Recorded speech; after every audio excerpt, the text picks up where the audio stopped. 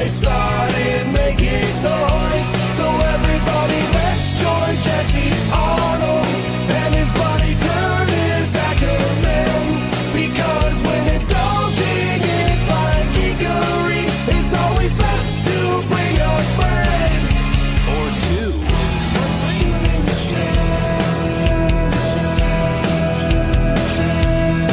everybody loves shooting the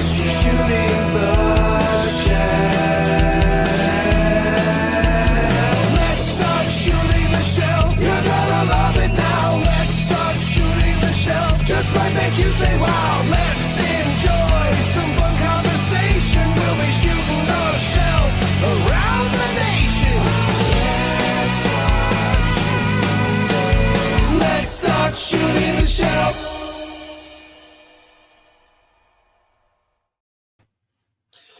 Good morning, everyone. Welcome to Shooting the Shelf episode. Curtis, your camera Hey, there he is. Hey, I'm here. Yeah, tricked me. Yep. I figured this way, if my computer locks up, people will still be able to see me.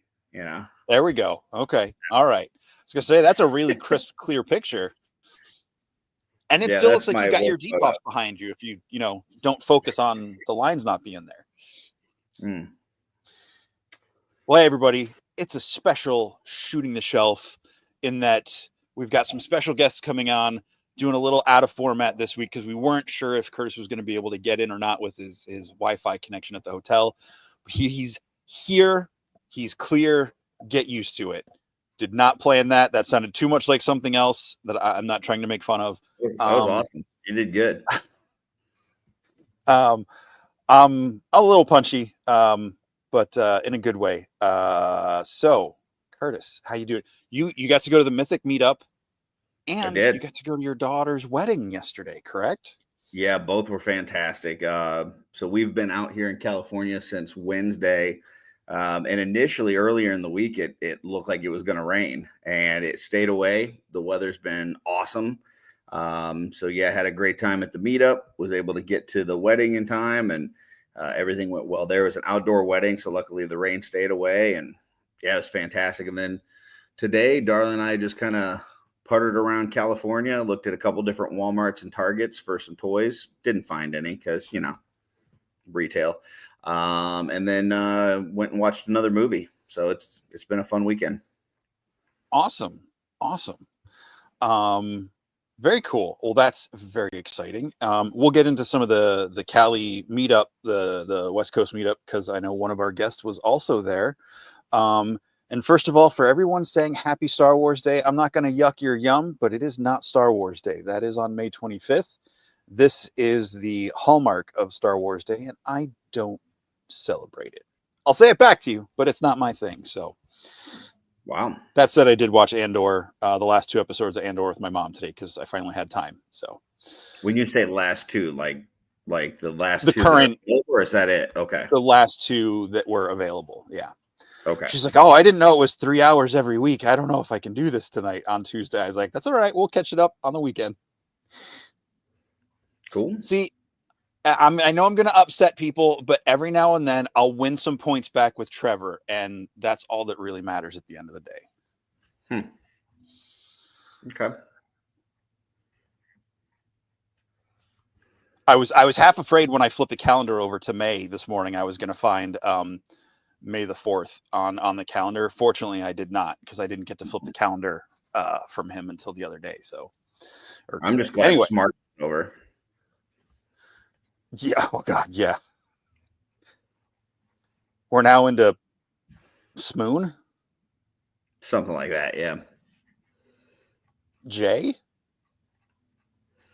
You want me to call out the folks in the chat? I would love for you to call out the folks in the chat. Cool.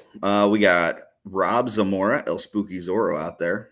Best t-shirt in all of the community. We got Blake, aka Recon Rage.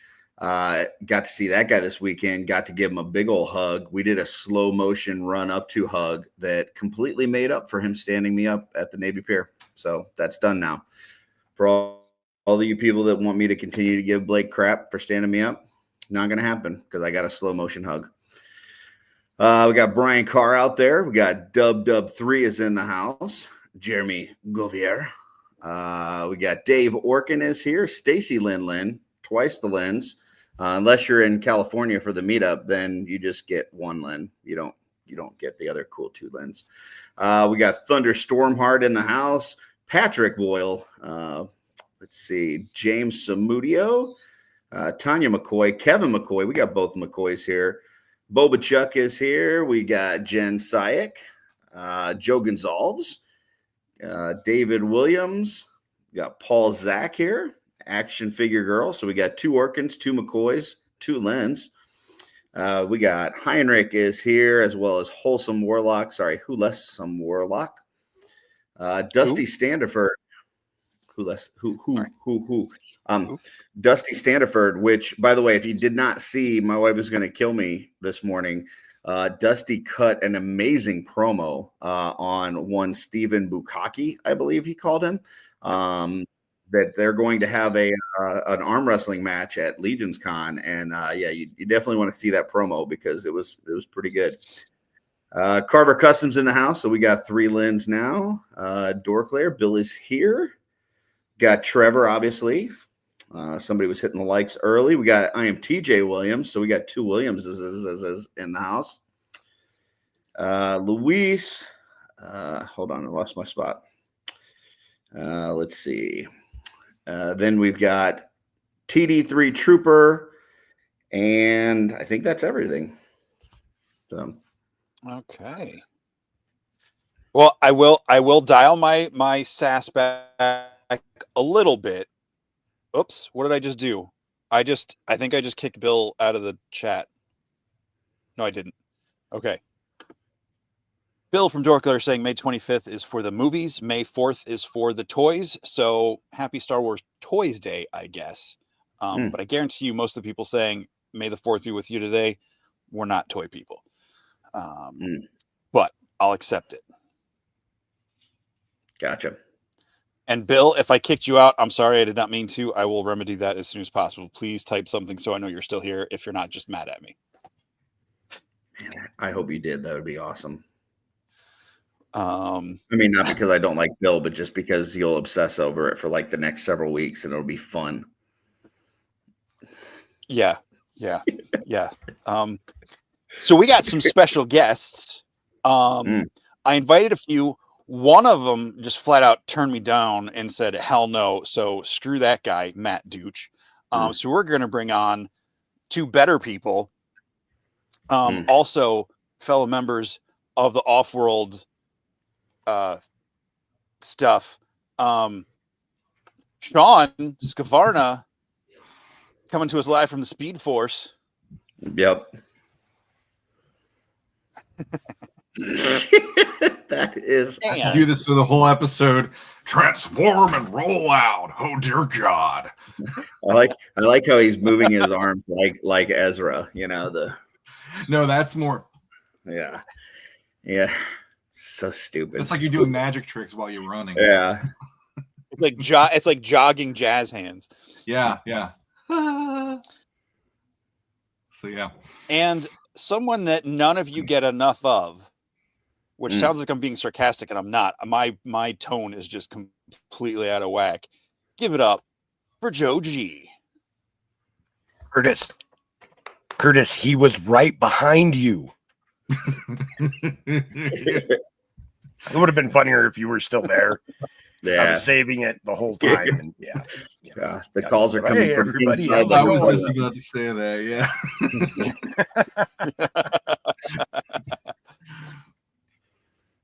Excellent. So, well, yeah, folks, we're not doing our normal. I don't know if no one gets enough of me. I'm sure there's people that feel like they get too much, but I prefer just the right amount. Very nice. Okay, Goldilocks. Yeah. I wish You I got had any that one. any locks. I think that's the like, because we're in a hotel room, you may occasionally just hear Darla laugh at a stupid joke. So just FYI. That would Those are make the my night. best kind of live. Well, she just laughed at that one. You got her on that one. So Fantastic. Looks like we got the Rivera clan joining in. Mark and Santos are here as well. And MJ Staten. Welcome, Nice. guys. I was on New to Mythics this morning with those guys, so I didn't get to watch the Dusty clip. I took a nap this afternoon, so I didn't catch but I saw it playing on my screen on the side, and I was like, what in the awesome wrestling promo was going on over here? It might be the best wrestling promo I've ever seen. It's pretty good. I hope they just the post background that, and his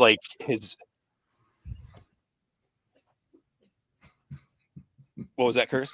Sorry. I said I hope they just post that promo by itself, like as a clip individually. That'd be great. That would be great. I got to go back and watch it, but just seeing his mannerisms and everything, I'm like, man, I feel like I'm watching like an old early 90s, late 80s like wrestling promo. Well, I mean, when we had Dusty on, him and Ange talked about how he used to wrestle, and so this is I feel like he's probably just falling back into like an old routine there, because man, you could tell it was very polished, and you don't often see Steven really get knocked off his game. But he really didn't have much to say. I thought that Steven was going to turn around and cut a promo right there on the spot, and he had nothing. So we'll see. Whatever he comes back with, it's going to be delayed, and it's not going to be near as good as what Dusty came up with. So that fair. Fair. And Trevor trying to. All right. See, now you're losing points with me, Trevor. Like, why are we giving up our show to D&D? Why don't you give up your show to D&D? Ooh, that stung a bit. That stung. The gauntlet was thrown down. Yeah, that hit me right in the lounge. So,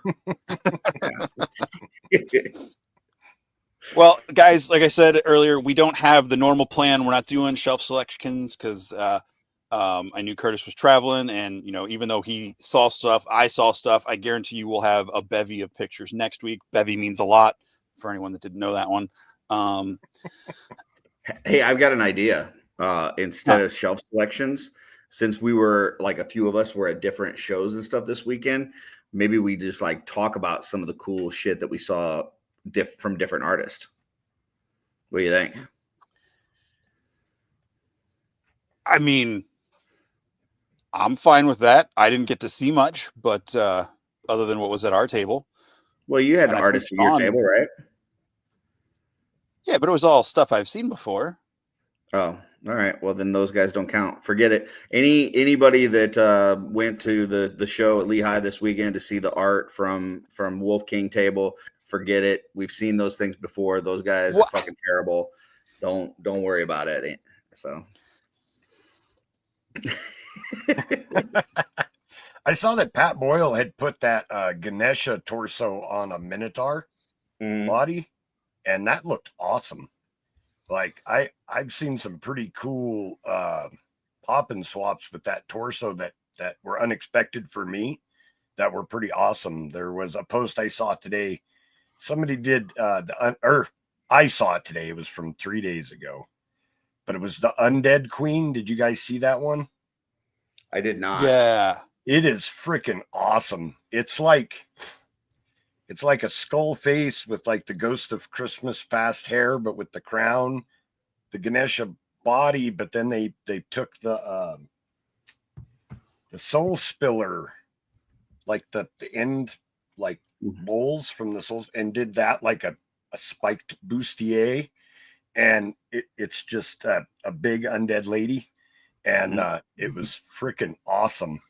Yeah. Unfortunately, the name was in another language that I don't read, so I couldn't tell you the person's name. But I don't read any language, so it's in the Cabal, and it was freaking awesome. Just an undead looking. I mean, it was a really cool looking undead character. I thought it was a really creative way to do it. Yeah, beauty. Well, now that I accidentally shat on my fellow customizers at Wolf King, which was not what I was trying to say. I'm just saying I didn't get to walk around and see stuff. So yes, Patrick did have that awesome centaur there, and he showed how he made that connection with the torso, because it's actually well, Patrick, I'm not going to spoil it if I don't know if you're keeping that a secret. No, he put pictures out in the cabal. Oh, did he? Okay. Yeah. Where he used, it was like the whole hip, the whole hip joint, and I think like the top of the thigh to plug into the body of the horse and like hit it under soft goods, which I thought, I was like, wow, that's a genius way to do that. Yeah, it was really smart.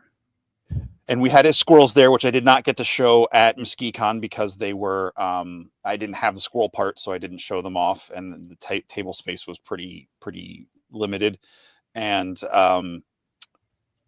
Nate brought his the first 3 of his seven deadly Hensons, Muppet / Henson puppet characters as the 7 deadly sins, and that was pretty cool. That's cool. The big gnarly Oscar the Grouch, and the Cookie Monster, and the Count. Nice. Beauty. Oh, and yeah, I totally forgot about this.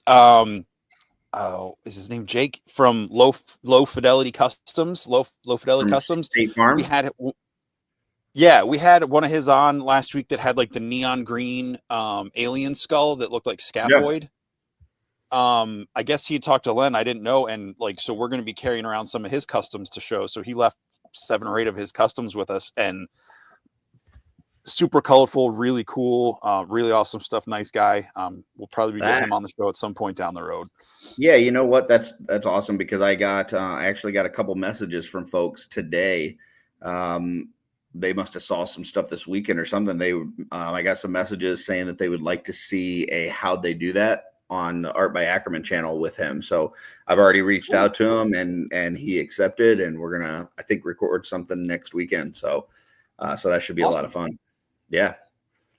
And he was very appreciative. He's like, really, me? And I'm like, yeah, man, people are asking for you. So yeah, good stuff.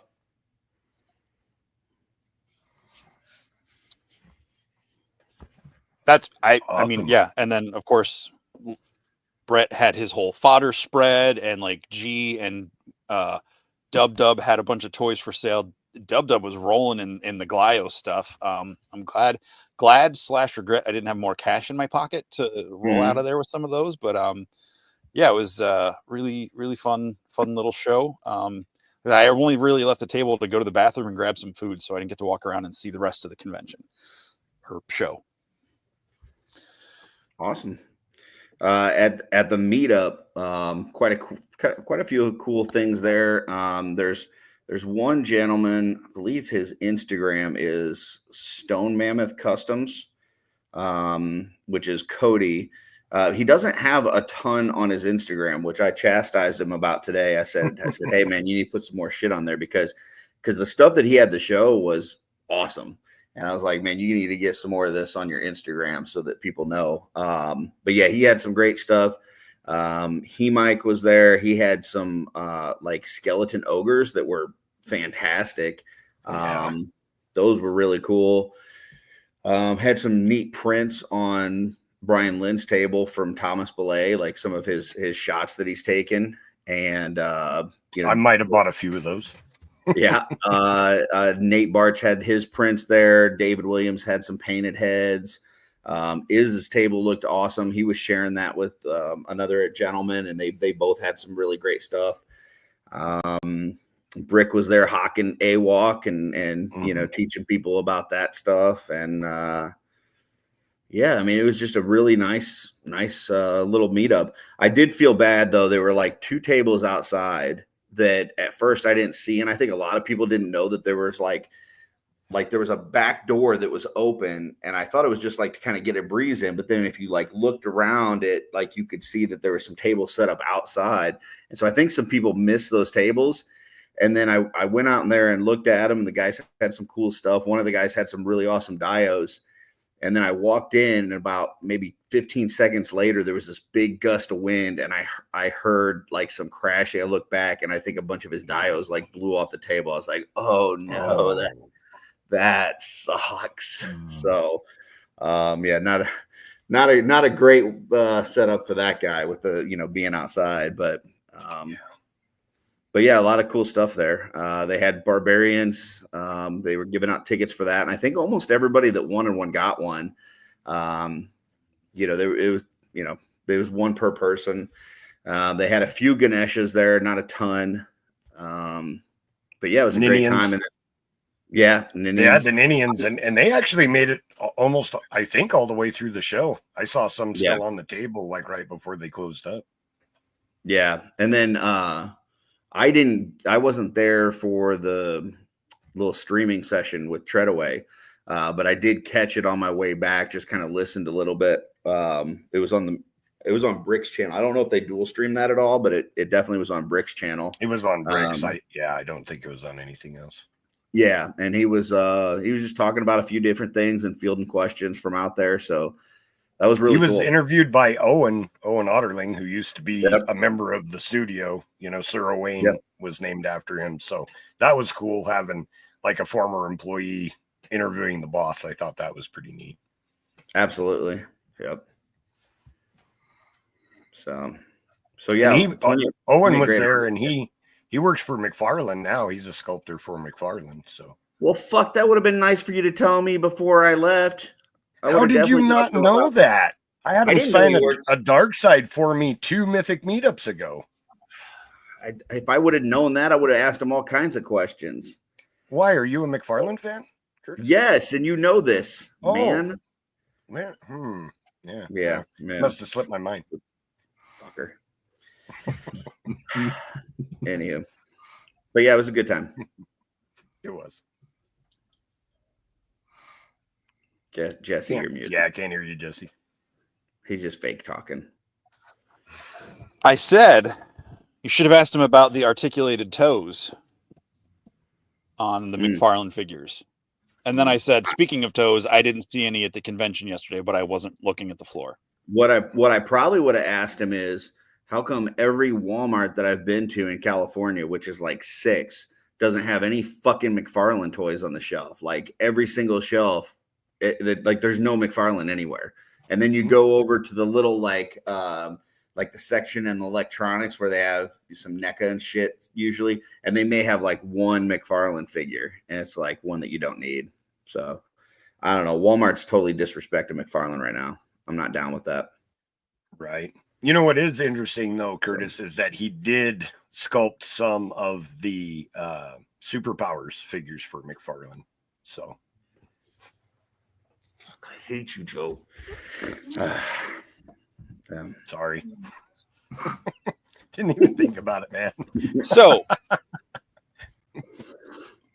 you guys want to play a game? Are we done talking about the meetups and stuff? Well, I don't know. I don't know. Is there another meetup? Well, I just talked about the artists and stuff, but I mean, I'm sure you guys got stories, right? I know I got stories because I was the first in line. Only because I went to the bathroom and got breakfast, Curtis. I was there first. Hey, man, priorities. Yeah, it was a priority, actually. It was about a 4-hour drive, and I didn't stop the whole way by the time I got there. Yeah. I got there, and I went over, and there was like no line, so I was like, I got time. And there was that Taco Bell really close, and I went over, and the door was still locked, even though it should have been open. So then I had to go over to the,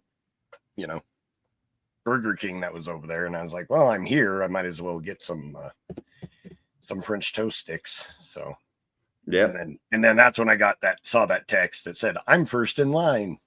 I was like, where you at? I'm first in line. And then I look up, and he's like walking across the parking lot, and he's got his arms out like, I was here before you.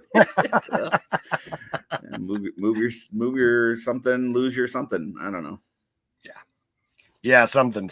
It was fine. That was actually fun for me, was to hang out with you, and Thanos Copter was standing right next to Curtis when I got over there, and I had never met Thanos in real life, so that was fun. We hung out a lot during the show. We're out there by the front door. It's me, Thanos, and Joe, and I think a few other people started lining up, and then all of a sudden, like we're right outside the door, and there's a handicap spot like right in front of the door. And some yahoo comes like swooping in and like parks like diagonally across the handicap spot, like not in the spot, but like across the spot. And I'm like, who the heck is this special needs guy pulling into this parking spot like this? And then I looked and it was Blake, aka Recon Rage. And then I was like, okay, I understand. No, but he was just dropping off folks. He had David Williams and Thomas Belay and Brian Lynn with him. So he was dropping them off at the front door. And yeah, it was just great to see all those guys. Absolutely. Absolutely. So that was the best part of the show, was just hanging out with everybody. It's super fun to buy toys, but like getting to see everyone. Yeah, that's the best. So I'm walking around in there, and you know, I'm shopping some tables and stuff, and I picked up a barbarian and just like, you know, looking at people's customs, letting them know like what things I thought were awesome. And then I'm starting to like say goodbye to everybody, and I'm like, I can't find Joe, I can't find Blake, I can't find Thanos, I can't find Thomas Belay. I'm like, where are these guys? Like, it's not a huge place, right? And I'm looking all over, and I don't see any of them. And I see David Williams, and I'm like, well, David's probably not going to know where the rest of them are at, but he might know where Thomas is. And I'm like, hey, have you seen Thomas? And he goes, he's probably outside smoking. And then it hit me like, yeah, all those guys are probably outside smoking. And sure enough, I go outside, and it's like they've set up this whole smokers lounge outside, right? Like behind somebody's truck. They're all just sitting there toking away. Yeah, like everybody else is inside enjoying the meetup, and they're like, "Nah, we got to go have our cigarettes right now." So, you know, it was my truck. I wouldn't have, you know, just sat in the back of a random person's truck to have a smoke. I'm brazen, but not that much. But I don't like to carry things around with me, so. You know, I buy something and then I'm like, well, I might as well take it to my vehicle. Then when I get to my vehicle, I'm like, well, I'm out here. I might as well have a smoke while I'm out here. So, yeah. And then other people just happen to kind of, you know, grab onto that and hang out. So, yep. Your guys' systems were in sync for the smokes. Mm-hmm. Yep. Mm-hmm. And then right before I left, and you can actually see this if you go to Blake's Instagram. Right before I left, is Dan Connors from Rosedale Studios. He was bringing in a custom for the custom contest, and he said he hadn't done any customizing in quite a few years, but had recently gotten inspired to kind of do one. And he did an amazing custom. He had like this whole story behind it on you know why he did it the way that he did, and it was fantastic. So I would encourage everybody, you know, after this. Obviously, we don't want to drop the little viewers we have, but after this, check out Blake's Instagram and watch that little video. It was really cool. So it's super cool, and if you look closely, was that the big clear case? Yeah. And if you look closely, you can see a couple cool guys in the background having a cigarette in the back of a pickup truck. Yeah. But you know, it's a really cool concept on why he put it together and the parts that he used. Yeah, he killed it. So yeah, that was pretty awesome getting to meet him. You know, that was one of the things too, like Rosedale. And because I had no idea, I don't think I've ever seen him before. Mm-hmm. So having him come up and introduce himself was cool. And then Lar Battlecat caught us outside. And I had even traded figures with him before, but I had no idea like who he was. That? And I picked up that. Yeah. And he came up and introduced himself. That was super cool to meet him and as a real person, you know. And not just an internet moniker. I got to see a few people that have never been able to make it out to Legions Con that had it not been for being out there this weekend, I probably wouldn't have met in person. So that was really cool. Mm-hmm. Absolutely. Yep. All right, that's it. That's it about the meetup. And Jesse doesn't want to talk any about the friends and stuff he has at Lehigh because he's seen them before, and they've he at this point he's just used to their artistic process, and he's like he doesn't care and he doesn't want to talk up his friends. So I guess we can go ahead and move on to the game. Sean, did you make it out to Free Comic Book Day or anything yesterday? No, I that's why I'm like, why am I on the show? I've done nothing other than see Thunderbolts the other night, and that was about the extent of my okay. I did that, and I took my kids out and got 2 video games that they've been playing all day today. That's about it. So. Did you see Thunderbolts, Joe? I did not. Oh. We'll kick Joe off for that discussion. No, you guys go ahead. I don't have a problem with it. It's not one of the 21 movies that Joe's seen in his lifetime. I didn't have the opportunity. I just haven't had the opportunity to go yet. I'm gonna go watch it. I just not sure when that's gonna be. I have to travel to go to the theater. There's not one in the town that I live in, so I chose instead to go see Curtis in California. But I could have went and watched that movie instead. But that's cool. I like Curtis better than Thunderbolts. So you haven't seen Thunderbolts yet. That's why I say that. Yeah. Hey, Bill, speaking into tobacco, recently hit his 10-year anniversary nicotine free. Freaking awesome, man. Congrats. I mean, I guess I would just have to say nobody likes a quitter. So that is also accurate. I turned it off. I turned the replay off. Why is it still going? I love Jesse cheering for me for my bad joke.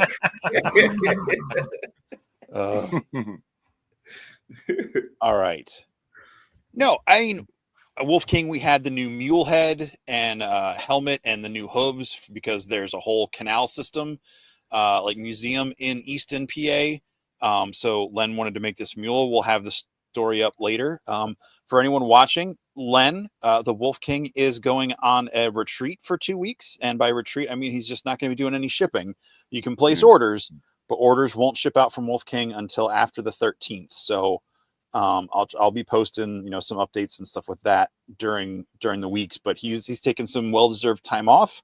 And I'll be answering any of the Facebook questions that come in. So if it's something that only Len can answer, you're going to have to wait till he gets back because he's kind of going mission silent, and taking a well-deserved break. So,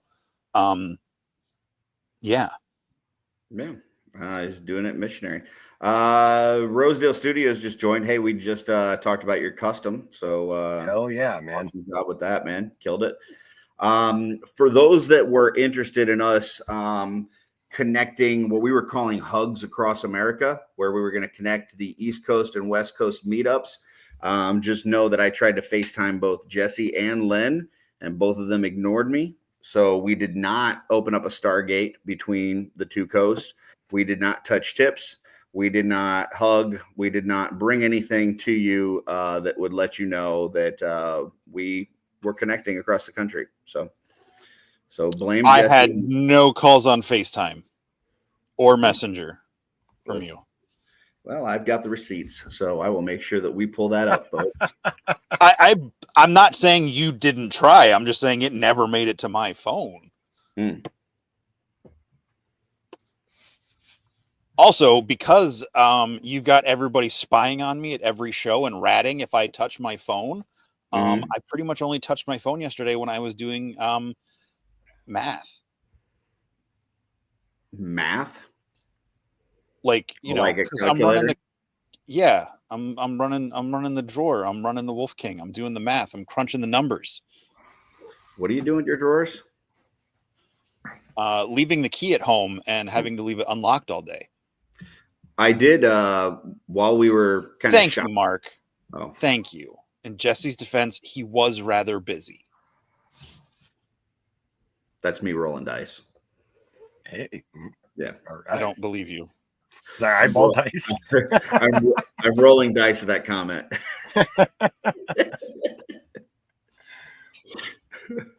Looks like you're jerking off, Curtis. Okay. I was at a little shop with Darla this week, and so you walk in And as soon as you walk in there, you start hearing this message that says, "Attention, you are being recorded." And then like 5 seconds later, it comes on and it goes, "Attention, you're being recorded." And it does this like every 5 seconds the whole time that you're in there. It's not like it's something that triggers when you walk in the door and then it stops. Like it just keeps going. We're like, okay, so we do some shopping. Darla finds a couple cute things that she wants to pick up for our daughter. I picked up some little candies and stuff, and we go to check out. And the lady, so they've got a camera system. They've got this announcement that tells you you're being recorded. When we go to check out, the lady has a spiral notebook that she is writing down the prices of things on, and by hand calculating the totals and tax. She doesn't have a cash register. Not even a calculator, not a phone with a calculator. It's a spiral notebook and a pen, but security cameras with a message letting you know you're being recorded. So I just want to let you guys know where they spend their money in California. So there you go. I mean, you told me what they didn't spend their money on. Oh, you mean the recording system? Yeah, they spend it on the recording system, but no calculator or cash register or anything like that. Yeah. So that's also Ben Affleck can cook the books later. there you go. Yeah. Tell them what deductions. Curtis gets that reference. All right. I did. It's time for a game.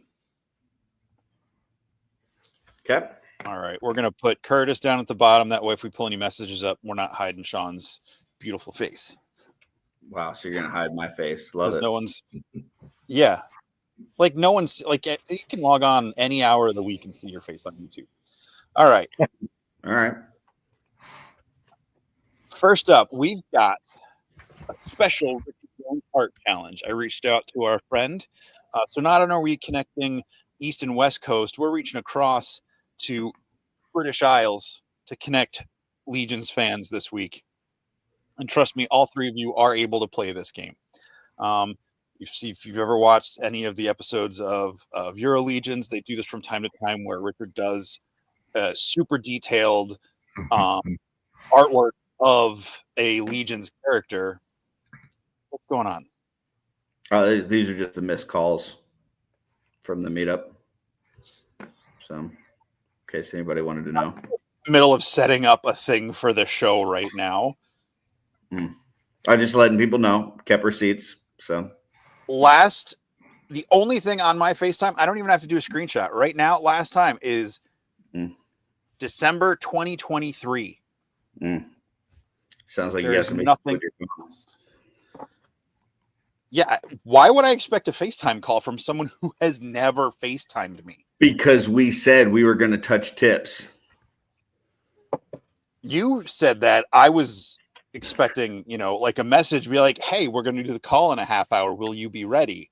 Not just, raw dong it into FaceTime. All right. So I've got 3 art challenges. And I don't know, there's no way to, I guess, because delays and so forth. But here's the picture. Let's just go down the row and say if you think you know who it is without saying it. And then Is there context on these, Jesse? Is it like Mythic Legions movies, TV shows, or? Yeah, they're all Mythic Legions characters. Okay. All right. I just want to address this comment here. We never specified this, Dave, so that it's not off the table. What, like a boat? Is that what he's talking about? A boat? He's definitely talking about a boat. Okay. Yeah. All of this is off the table for me, just so you know. Okay. You think I don't like mayo, but I'm okay with this? First up, so I'll go down the row. If you know it, just say you think you know it. If not, don't say it out loud. Chat, keep your yap shut. Here we go. First one. Sean, do you recognize this character? I think so, yeah. Joe. Yes. Curtis. Yeah, this is a gimme. Okay. So, you guys want to say it at the same time? This is going to be funny because there's a bit of a delay somewhere. 1, I don't think any of us will lie about it. 3. Decebalus. Decebalus, yeah. The best abs in the game. Correct. Right It's Decebalus. Mm. Very good. All right. So we'll do the same thing, but let's bump Sean down to the bottom and we'll go. Whoops. Nope. We'll go Sean or Joe, Curtis, Sean this time. Okay. Do I you think recognize so. this character? I think Curtis, I think so. Sean. I do, and I can't remember the name for the life of me though, but I know what one it is. Yeah. All right. So, all right. Go ahead and say it if you think you know it. 3, 2, 1. Skeleton Legion Builder, the one from Advent of Decay. Yeah, the 2.0 one that could be a 2.0 female or a male. Yeah. Sean, any different answer from you? I was going to just say Skeleton Legion Builder, but then I couldn't classify it more than that off the top of my head. So You're all right, but inherently wrong if I was going for exact names. This is the Skeleton Soldier. That's right. I didn't know they called it that. I don't think I've ever heard it called But you're that. all correct.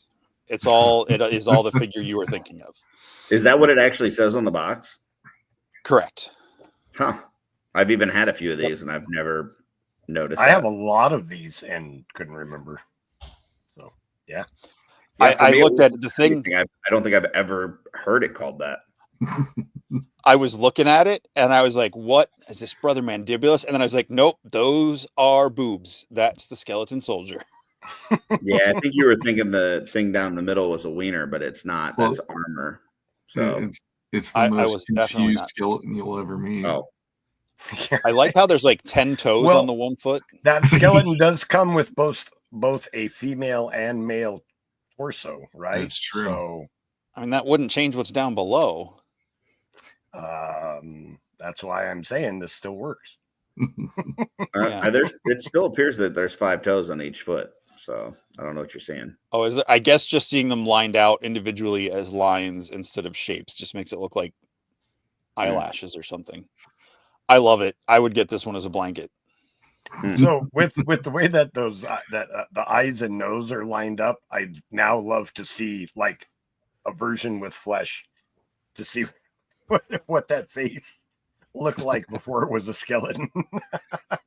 You know what? You know what? That now that I saw this comment from Trevor, you know that scene from A Christmas Story where the kid has to put that freaking bunny costume on. Like, imagine if he just died of embarrassment right there. This is what he would look like. Yeah, Yeah. Yeah. He looks happy For though. sure. That's a happy skeleton right there. Yeah. All right. Last one. Well, that's the name. All right. We're going to swap everybody around one more time. Right? Is that the right order? Yeah, it looks like the right order. But Joe needs to go down the bottom. Oh, yeah. All right. Here we go. Take it in. Think about it. Curtis, do you recognize this character? I think so. Okay. Sean I think I do, yes. and Joe. I think so. Okay. I'm gonna forget the name, of course, but I know what figure. I'm pretty sure I know what figure it is. All right. Go ahead in 3, 2, 1.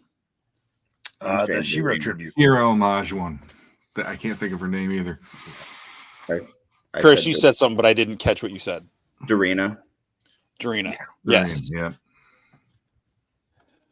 Nicely done. Doritos on your toes is the correct answer. I'm pretty sure that's not what that says.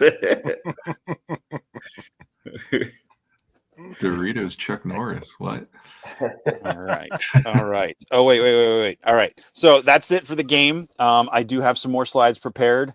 I think that we got to say that the drawings are getting too good. They are. He's getting too much practice. You know what I mean? He's hitting a stride now, and there was no challenge there. They actually looked like what they were.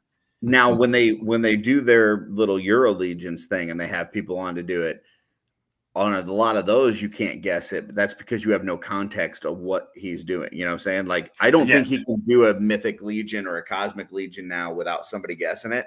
But when he does something like that's from a movie scene or like a song lyric, it's like you have no clue. You're like, I don't know what well, that's the thing. Like, there's a lot of Legions characters, but if you compare them to the amount of movies and songs that are out there, that's a bit more of a bulk to take from, I think. Well, I said you can pick any 3 from, you know, Mythic, Cosmic, or Figure. He's like, is it all okay if they're all Mythic? I was like, yeah, that's fine. I didn't want to do movies because I didn't want to stump Joe, because Joe, like you said, has only seen like 4 movies. Accurate. Yeah. So I wanted to try to keep it fairly even keeled across the board. So up next, I've got trigger warnings. So this is going to be images that might set off individual guests. Oh boy. So I don't remember what order I have these in. So this sounds fun. Go. Now I'm looking forward to this. What would trigger me? I'm curious. There it is. Oh, hey, that's a good start. You set that up perfect, Joe. Perfectly. Yeah. All right. I was really hoping that one was first. Yeah, I won't say what I call him on OffWorld, but yeah, that makes sense. I was desperately trying to find one of these at every store in California before the Mythic meetup, and I could not find one of these, but I definitely would have brought it. You know what happened, Curtis, is that everybody listened to Dylan. They're like, oh, that's spider armor, and then went and bought them all. That's what it is. Yeah. Or everybody in California has already cleared them out so that they can bring them to you at Legions Con this year. All right. Up next. Awesome. Well, real quick, Joe, why is this a trigger warning for you? Because it's funny on the show. If okay, we're honest. All right, you know all right. So here's your chance to clear the air about why this isn't Vecna. Well, it was a natural progression on the show. I was talking about I was disappointed because Super 7 had a pre-order up for a Vecna figure, like the D&D right out of the adventure book Vecna. It looked like an amazing figure. I pre-ordered it. I guess it didn't sell well enough, so they canceled the pre-order. And I was really upset, that I wasn't getting that Vecna figure. And then Curtis is like, well, you can still get a Vecna. There's that Motu one. Yeah, it's out in the stores right now. Right. And I was like, no, that's not Vecna. That's Stranger Things. They named a monster after a character, but that's not Vecna. Vecna is a god lich from the Greyhawk setting in D&D. And then it's Curtis. So Curtis is just like, now I'm going to do nothing but talk about Vecna. And then Oz just happened to have one. And he's like, right here. And then they were just going back and forth. So are you saying I should have just put up a picture of Curtis instead of Vecna? Well, I mean, the great thing is, though, that Joe jumps on Oz's Clubhouse on Saturdays, and almost all of those guys are Motu guys. So not only does Oz have it, but like every fucking person on the screen has this character because they're all Motu guys. So like now you got like 3 or 4 people just holding up a Vecna at random times. Right, but it doesn't bother me on any show but OffWorld. But it makes I don't actually dislike the figure. It's a fine figure, but it's a good gag on OffWorld for me to get mad about that. Yep. Rosedale, that's awesome. He did message me and offer me one. Yep. So, and then I explained that it was just a joke and that I was not. It's not a joke, folks, and we are trying to get 100 Vecnas to Legions Con for Joe. So Curtis is full of shit, folks. And I said that every Vecna, every Motu Vecna that I get, I'm putting in a pillowcase and hitting Curtis with at Legions Con. You'll get 1,000 men. How bad Curtis gets hurt at Legions Con is on all of your heads. You're going to get so many more Vecnas now. Like, you have no idea. Right over Curtis's dome. All right. Mouth. You guys ready for the next one? Yep. Oh. I was gonna say this isn't me, so I don't know. That's He got to had be to a go Sean there. thing, man. I was wondering what he was gonna do. Oh, jeez. Oh no. So what's the deal here? So I had issues with Superman Returns on a bunch of different levels, and I remember just going down the rabbit hole of reasons that movie was bugging me, because I didn't find it to be that compelling of a movie that I wanted that to be like Superman going forward. It was more of like, we have Chris Reeve movies. Thank God for Superman Returns for kind of breaking the mystique of the Superman movies now. And now we can do something else maybe later on. And I wasn't a fan of the costume, and I was pointing out to my friends a lot about all these things. And then the one day I ended up finding a photo online where it showed the back of Brandon Routh's boot with the Superman S on it, on the heel. And I remember just going like, are you kidding me? Like, now Superman is literally like merching his stuff in this movie. And then I found out the bottom of the boots had all the Superman S all over it, which now this is illustrating. And I remember just going off because I couldn't believe it was like the Nike swoosh or something. And that's what Superman decided to do with this costume. And I'm like, oh, for the love of God. So yeah. Nice. It's not a good look. Thank God they didn't go there. It actually looks like it would provide decent traction, though. I mean, like the like the grip shape is there, you know. Like if it was a kid's sneaker, I could buy that completely, because you're gonna put the S all over it and the kid's gonna love it. But when you're Superman, you're really gonna sit there and like heat laser your merch, you know, on the bottom of your soles of your shoes. So if Superman ever gets lost in the snow, he knows how he can follow his own tracks backwards. Exactly. Yeah. Well, it's like where did I put that fortress joke again? in Captain there Marvel. it is. when Captain Marvel's with Nick Fury, she's like, "Oh, so you like merchandised all your super secret spy gear on like hats or whatever? Because it's got the Shield logo on it." It's so much better than this. I'll tell you that much. Oh my God, I forgot how much these I are. love that Joe looked at this and his immediate thought was like looking at it from like an OSHA compliance standpoint. Like, yeah, I think this would be a safe work boot. I would encourage my fellow union members to wear these. Yeah, I mean, I'm a minor, so it's MSHA. But yes, those do seem like they would be regulation grips for a work boot. That was just, I don't know. The big bottom loop of the S looked like it'd get really nasty, like rocks stuck in it though. Yeah. It could potentially, yeah. But that's awesome. All right, Curtis, I guess that means that I guess that means the next one's yours. Joe works with wearing those into the mine and proud of it, and Joe be like, "What the crap is this all about?" You can wear your geekdom elsewhere. Come here, dress for the job, not for the job you want. You're right. You know what's funny? So Darla and I had a little joke this weekend. She was talking about people wearing heels at the wedding and stuff, and she's like, well, they're not like super heels. And I was like, what does that mean? Like they got a cape on the back? she's like, no, like they're not like really long ones. Like this is super heels. So. This is super. Yeah. It's like a new store. Yeah, we have a store nearby, Super Shoes. I mean, right there. There you go. Perfect. Well, and kids love to throw rocks at the sign and blank out the first S, so it just says Super Hose. Nice. That's actually amazing. All I know is that if I wore bright red boots to the mine that I work at, people would probably throw rocks at me. All right. Anything else on your super heels? Make them go away. Just don't do it.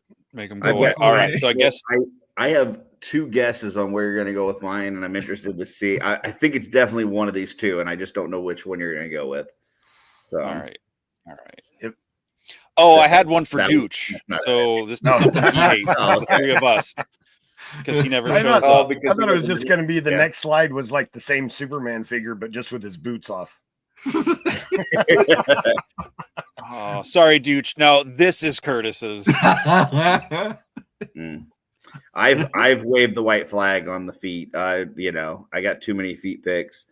So yeah, people can wear whatever they want. I'm just going to keep my head up. But that strategy will not work for me all the time because Darla and I were traveling back and forth. We've been going all different towns in California this weekend, and I was keeping my head up, like I said. And sure enough, there's a freaking billboard that's like an advertisement for like helping people with bunions. And the most nasty feet I've ever seen on this freaking sign, billboard up in the air. And I'm like, come on, really? Like, that's what you're going to put on a billboard is these nasty bunion feet? Mm-hmm. Gross. Then Curtis crashed right afterwards. She was like, today. So we passed it twice. The first time I saw it, second time I didn't see it. She's like, oh gosh. I go, what? She goes, oh, it was the bunion sign. Well, to move on from trigger warnings, we're going to move into some happy thoughts. Ah. All right. So things that I just quickly threw together on the slide that I'm like, this might make the guys happy. So hopefully I know you at least a little bit. I don't know, that picture of the three of you together gave me warm feelings, actually. I'm just waiting for Jesse to pull up boobies in a slideshow. That's my boy right there. You don't pull that up in a slideshow. That's for when, there's no one else around.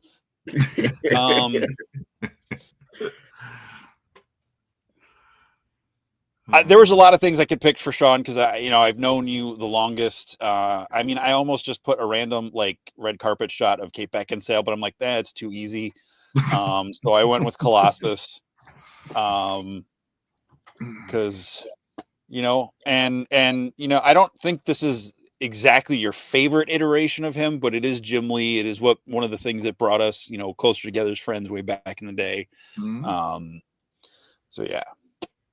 No, X-Men #1. That was one of the coolest shots of him in that entire comic. So I can't complain about that. And actually, what's funny, one of the video games I bought my kids is the Marvel vs. Capcom games that are on the Switch.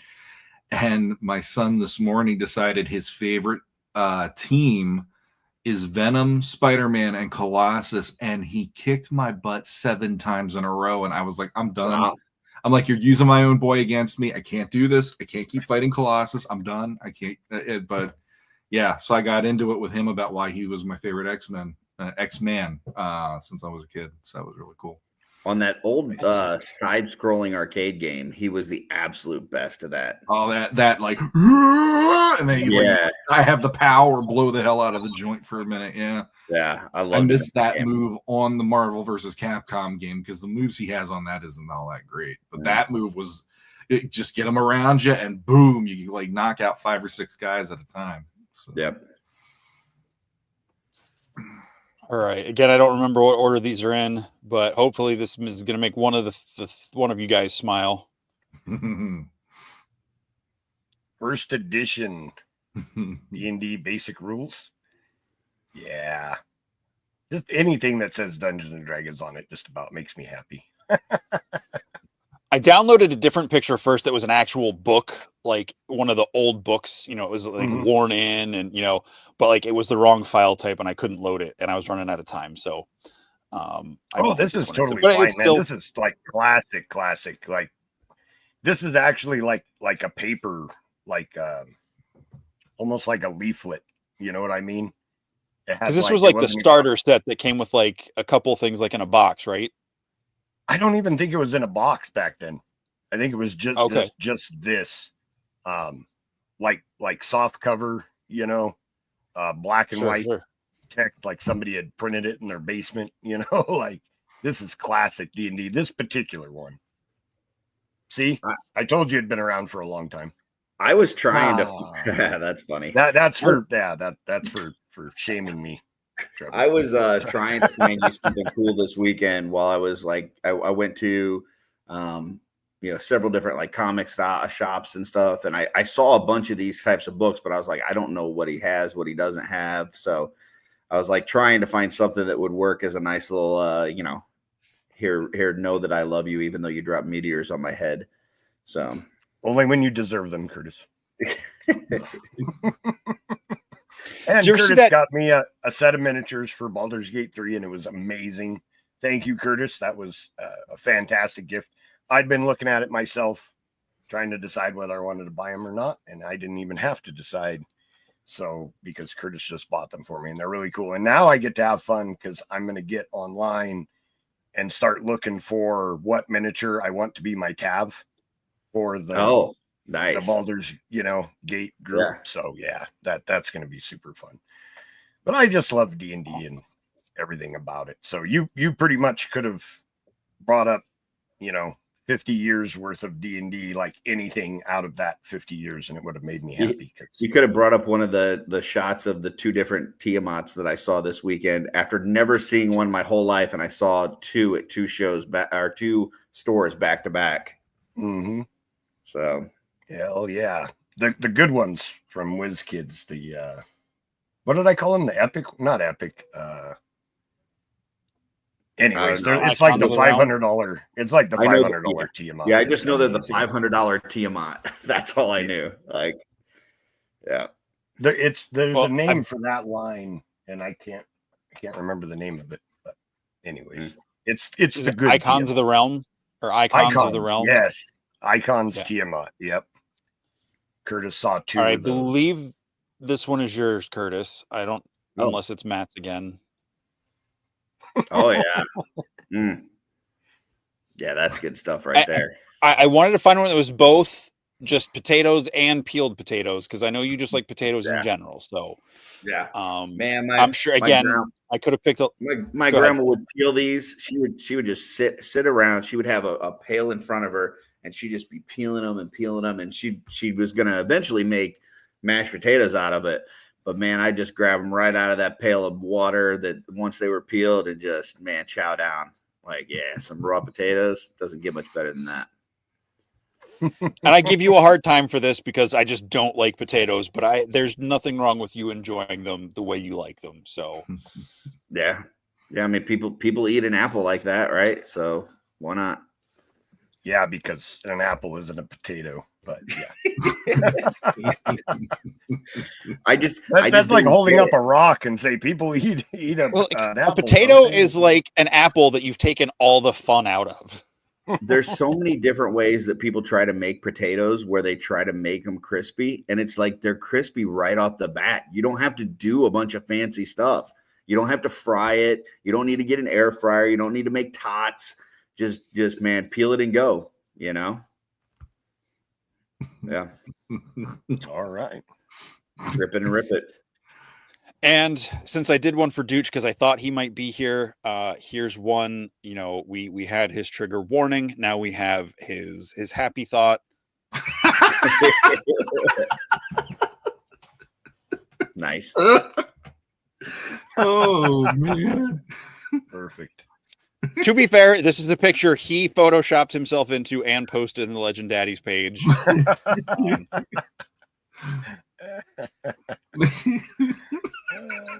Is Trevor gonna post the vomiting face again? And I think, yeah, that's it. So that's it for my slideshow. All right. That was awesome, Jesse. Yep. Well, thank you. I like that concept because if you said what triggers you, I wouldn't have thought of anything for myself, And then if you thought what makes you happy, that would have been a hard thought process too. I did want to point out, I just got a notification. I saw that Rosedale Studios, Dan posted a picture of that custom as well as like the story behind it and stuff on his Instagram. So whenever you guys get a chance, check that out. Yeah, definitely. Killer stuff. So yep. Very cool. Very cool. Oh, I just had a thought and it left me. I'm sorry. Oh, Trevor, he was photoshopped into the picture. He was not there. So I don't know what his mouth was doing. I don't want to know what his mouth was doing. That's Dooch's business. It's not ever been where that picture was suggesting it might have been. Word. Agreed. Yeah. So we're officially in summer movie season. Joe, I know you didn't see it yet, so we won't get into it. We'll save that for another time. But Thunderbolts kind of kicks off do what you feel like doing. I'm not worried about like spoilers or anything. Well, we'll try not to spoil anything because I'm sure there's people watching that haven't seen these, but yeah, so we've got that. Yeah. I'm oddly excited for the new Karate Kid Legends movie coming out. Mission Impossible, How to Train Your Dragon, of course, Superman, Fantastic Four, and a whole bunch of other movies. Like you were saying earlier, Curtis, I don't know if we were already live on the show or if that was before we went I think live. it was backstage. You know, I think it feels like you were saying. What did you say? I said I think movies are back, man. I think like the whole movie theater experience. You know, I've always been a movie theater guy. Like it was one of my favorite things growing up. Pretty much any major event in our life, we would go on Christmas Day, go on our birthdays. When I got old enough to like have my own car, my own job, like I was every Friday, I was at the theater watching whatever new release was out. You know, even had like those where you get like the packages, like the movie passes where you get to see so many a month or whatever. It used to be like my favorite thing. And over the last few years, I mean, obviously after COVID, you know, things got, you know, a little less people going to the theater. You got things are going to streaming a little bit faster. There's a lot of stuff that just goes straight to streaming. And even, you know, over the last year or so, like you go to the theater and you may have like 3 or 4 other people in there with you. You know, I went to 2 movies this past week. I went to Thunderbolts and went to The Accountant 2 today. And man, it was packed. There's a lot of folks in there. People were enjoying themselves, having a good time. And even like when I've gone, you know, over the last year or so, I would go and see a movie that was, you know, okay or pretty good. Maybe it was even great, but I would watch the previews for other movies coming up, and I'd be like, "Oh, that looks terrible. Oh, that's just a rehash of that other thing that they did. You know, this one looks like shit." I think we enjoyed the 2 movies that we saw probably like 9 different previews, and every one of them we were like, I could see us going back and watching that. Like it was, I don't know, it just feels like the whole movie experience. I know there was a lot of stuff, like I said, with COVID, there was a little that strike that went on there for a little bit. There was just a lot of shit that I think put the movie industry back for a little bit. And I don't know. I just feel like the movies are back right now. I think they're hot. So. I agree. I mean, my buddy and I went and saw Thunderbolts Thursday night, and we went down to, it's called like the RCX theater. So it's got like that pinpoint Dolby Atmos surround sound and like the chair shake and big screen, not quite IMAX, I don't think, but it's a huge screen, which I think the local theaters that Sean and I get to here, you know, there's nothing wrong with them, but there's something different about that bigger experience aspect of it down there. And like I said, even the Karate Kid Legends trailer was like, man, I'm kind of pumped for this movie. Just the way the drum at the beginning was like vibrating through the chairs. I'm like, all right, I want to see this on a big screen. I'm behind the times in some ways because actually in the last couple weeks, I finally finished watching Cobra Kai because it was one of those shows that when I was watching it and I was trying to binge it when it first was coming out, I got to the point like this is so formulaic. I can almost pinpoint what is going to happen each episode to make the drama happen. And then it's like, okay, somebody's going to show up off screen. And now it's going to be, now they have to have another karate fight in the mall and all that, you know, and all that insanity and stuff like that. So it's like, Somebody's going to switch sides. Well, and exactly, it's like, oh my God, is Hawk going to be a Cobra Kai this week, or is he Miyagi-Do? What are we going to do? Yeah. You know, is Hawk even going to have that Hawk sound, the eagle sound, the squeal or the scream or whatever every time he does anything? Because that boy, every time he does anything, he gets that sound effect kicking in. So in some ways, when that preview came on the other night, I was like, I need a break. No, Ralph Macchio, I need some time away from you. It's like I've been there, I've done that, I'm good. But it was nice to see, like for me, I got to see the Fantastic Four trailer that night right before the movie started. It was the first I got to see it on the big screen.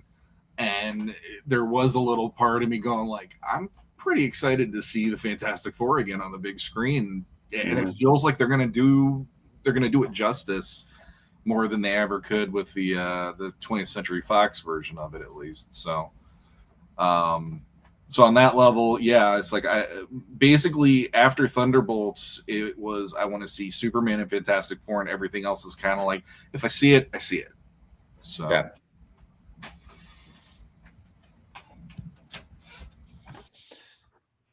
Joe, what have you not watched recently? Hey, this is how bad I am about watching everything. I was on Reddit the other day, and I was looking at some Star Trek stuff, and somebody made a comment about Picard season 3, and I was like, "Oh crap! I haven't watched Picard season 3," and I watched like 4 episodes this week. And at the beginning of the week, and then I haven't got back to it since. It's really good. I just haven't gotten back to it. So I like to watch the superhero movies in theaters also, if I can. You know, I'm looking forward to Superman and Fantastic Four also. I mean, if I'm able to, I'd love to catch those in the theaters. It seemed like for a little while they were blowing through the theaters like really fast. Like within like 3 weeks, they'd be, you know, on the streaming service and out of the theater, and that makes it hard. So I have to travel to get to a theater. So yeah, I can't always get them like right away. And hopefully, if what Curtis is saying is true, and that the older style, you know, process of movie going is back, that they might last more than a month, you know, which would help me a lot to catch more movies, because then I'd have more time to get to a theater to watch them. So I've got another thing that Jesse, I'm thinking that you're going to be happy about this. Maybe, I don't know. So I noticed in California, so we went to two movies while we're out here, different theaters, and in both, they had a different setup than what I've seen in the past. Like normally you just like you go up to the counter, you have to order your, you know, whatever snacks, drinks, whatever. And I've told you, you know, typically we would just, you know, sneak stuff in because I'm not paying those ridiculous prices, right? But they had this thing where they basically had like cooler banks set up like as soon as you walk in the door. So you walk by and they've got like drinks, like 20-ounce drinks and stuff in the cooler, as well as like all the candy and different things laid out. And you just basically pick out what all shit you want. You go to the end and then you just check out, right? And the prices, because they're able to just kind of like have it in this like snake pattern that you just walk through and grab your shit, they don't have to have as many employees, right? Because you don't have to have an employee there that has to turn around and grab a water out or grab a soda or grab a whatever. You're just grabbing it yourself. And so they really only have like the one person that's like scanning your tickets. They've got another person that's checking out like the orders and stuff. And so they're able to keep the price of the concessions down. So the price of the concessions aren't out of control. And I actually bought concessions at the theater. I didn't sneak anything in. So, yeah. Right. I'm very proud of you. That does make me happy. But I also like between me and Darla, we had like 3 things of candy, a couple drinks, and I think it was like less than $30. You know, where normally in the past, like if we went to like our theater, it'd probably be like 60. So, yeah. No, like I get it. Like I understand why you do it at the other theater. Like I get it. yeah, I mean, at our theater, like they don't fill up our drink; they just give you an empty cup, and you got to do it yourself. I remember when but I they worked, have to have somebody hand you the cup, right? Mm-hmm. Yeah. Yeah, but it's the same person that's like taking care of my ticket. It's not like at our theater; it's all the same place. Gotcha. So yeah, it's yeah. No, that's cool though. I would like that because then bottles instead of the. I hate to pick your 1,000 flavor option soda machines. I don't think anything ever tastes right out of that stuff. Yeah.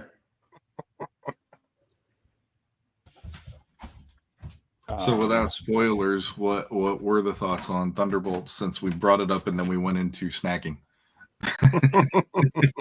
I thought it was great, man. I think that it's got the right amount of storyline and action mixed with the humor, but I was laughing throughout.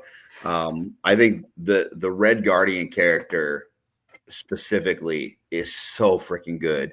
David Harbour does such a great job with that character. Just like the like unnecessary enthusiasm, right? Like enthusiasm for stuff that nobody should be enthusiastic about. like there's no They reason could be why cover of Wheaties box with kitty toy in it. like things that should not make anybody excited, but he just gets so excited for just nothing. And then just the little quips here and there from the others. It's a group of characters that we've seen in other movies that I thought have been very good in other movies, and putting them together, it was like, I don't know, just a mix of like all your favorite things that actually works out well. Like sometimes you mix things and it's like, yeah, I like shrimp and I like ice cream, but I don't want shrimp ice cream, But like this was just like a bunch of stuff that like, these little characters that I've liked from other movies that they threw together, and it really worked. Like they gelled and really did feel like they formed a team that you're like, man, I do want to see more of these guys working together. And even like the characters that I didn't think I like cared about going in, like Ghost, I had I really didn't give a shit about. But at the end, I'm like, okay, yeah, I want to see more of Ghost and what she does. And yeah, I thought it was really well done. Sean? Well, I mean, I can go if you're cool with it. Yeah, go. So, I mean, for me, it reminded me a little of watching the first Avengers movie in 2012. And that really surprised me because over the last 2-3 years now, we've gotten to have these characters showing up and being introduced to us through different means. And like usually there's that feeling when you see them of, this might not be the greatest thing, but that's the diamond in the muddle of all this. Like in Yelena's case, she's one that when she shows up a lot, 9 out of 10 times she will bring an energy that only she can bring to whatever the situation is. And like even in the trailer, I love that where she's like, so we just shoot and punch, like she's literally the one who looks at the situation and calls it what it is and isn't afraid to admit this is nuts, and I love that about her. And like John Walker was a character that I despised watching Falcon and Winter Soldier. Like I couldn't get that image of him actually like lifting Cap's shield to murder somebody out of my head with that character. And I'm watching this movie the other night and I'm just like, I'm impressed by the fact Wyatt Russell is winning me over by being that guy. Like they don't really have like I was saying about it reminded me of Avengers, but it's like he would almost be the mouth of Tony Stark. He doesn't have the brains, but he's definitely got the mouth of Tony Stark. So there's like a certain element of him in the mix where I enjoyed that what he brought to it, same as everybody else. And like for my personal thing, it's like, but Falcon Winter Soldier did something where it more put the emphasis on Falcon, and they were setting the stage for him to become, here's your next Cap and all that stuff. In this, it was kind of nice to see Bucky just being Bucky and doing his thing. And I like that he's doing the man at a time thing like Steve did, but in a way where it's like he is fitting in with our reality, but he's not fitting in with things he thinks he could maybe do, but he's really good at what he does when it's, like, I'm a soldier, I can do these things. But if, like, in the movie, one of the things you find out is he's like a part of government now, and everybody's just like, you suck. Like, you're so much better just being the Winter Soldier. You suck at this. And I love that he's just like, yeah, I know. when he finally, without giving out anything away, but when he finally shows up as like the hero Bucky, right, and not the Congressman Bucky, yeah, it's so freaking good. Like like I feel like that character's been kind of watered down ever since, not probably Civil War, right? Because like he was badass in Winter Soldier, badass in Civil War, and then after that it was just kind of like he's just like a sidekick. Like he's not like in Winter Soldier, it took the whole freaking team to like try to fight him, right? And then it just felt like after he got past that, like he was just a side character, but he really felt like a main cat, like somebody that could carry the team. So yeah, I don't know. He was just really good. But I also feel like I hear what you're saying. Like they all, between John Walker and Bucky and Yelena and even Ghost, like they all have this like sarcastic wit about them, right? They're all like very just smarmy and almost like an arrogance, right? And then you get Red Guardian, who's just a freaking he's just a lunatic, right? He's just So it's just like that, and it's like, oh, these guys take themselves very seriously, and this is going to be a very serious movie with these guys, like trying to take each other out and all this and that. And then they interject some Red Guardian, and they're like, by the way, this is fun, and it's a comic book movie, so here's this, One thing that you just said that I got to follow up on real quick, and then I'll shut up so Jesse can get his time, because I am who I am in this Don't worry about it. But one thing I loved is there's that trope, and they did it in the first Avengers even, where it's like the minute Cap meets Iron Man, they have to fight, and then they fight Thor and all that. And I like the idea in this one. The way it's set up is, and it's in the trailer, so it's not like it's too much of a spoiler or whatever, but it like when you see them have to fight each other and they all start fighting, the way that ends up being brought to the table is so much cooler, in my opinion, than the typical, let's have a pissing contest and see who wins, just because this guy's got an armored suit, this guy's got a hammer, and I got a shield. Let's go and see who wins. In this case, it was like, oh, they did that in such a cool way to turn it on its head of what that, each of them sizing each other up. But you also have like, there's a reason they do it, and it's so cool. I love that. So they did a really good job of subverting expectations a lot in this movie, for me at least.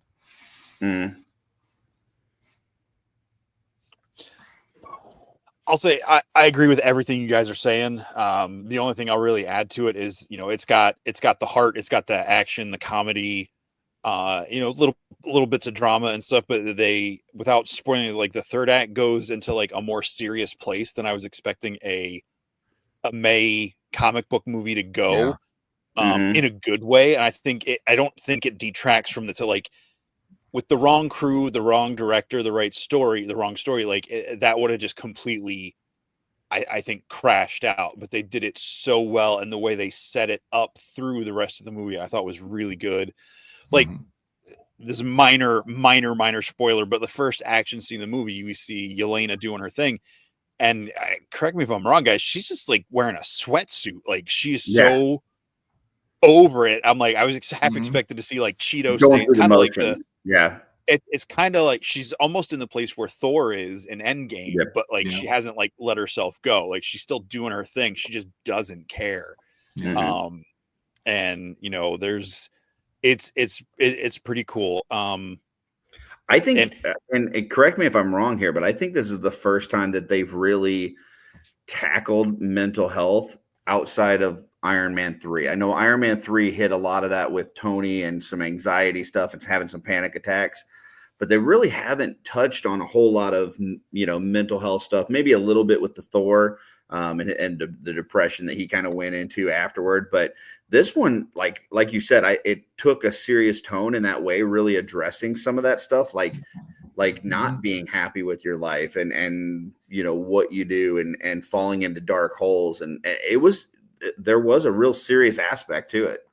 No, I mean, they like you said, they've hit that, and a little bit of the Falcon Winter Soldier for different levels or different types of mental health stuff. But yeah, this is the one that I feel like they really kind of addressed it, full on in the official MCU stuff. I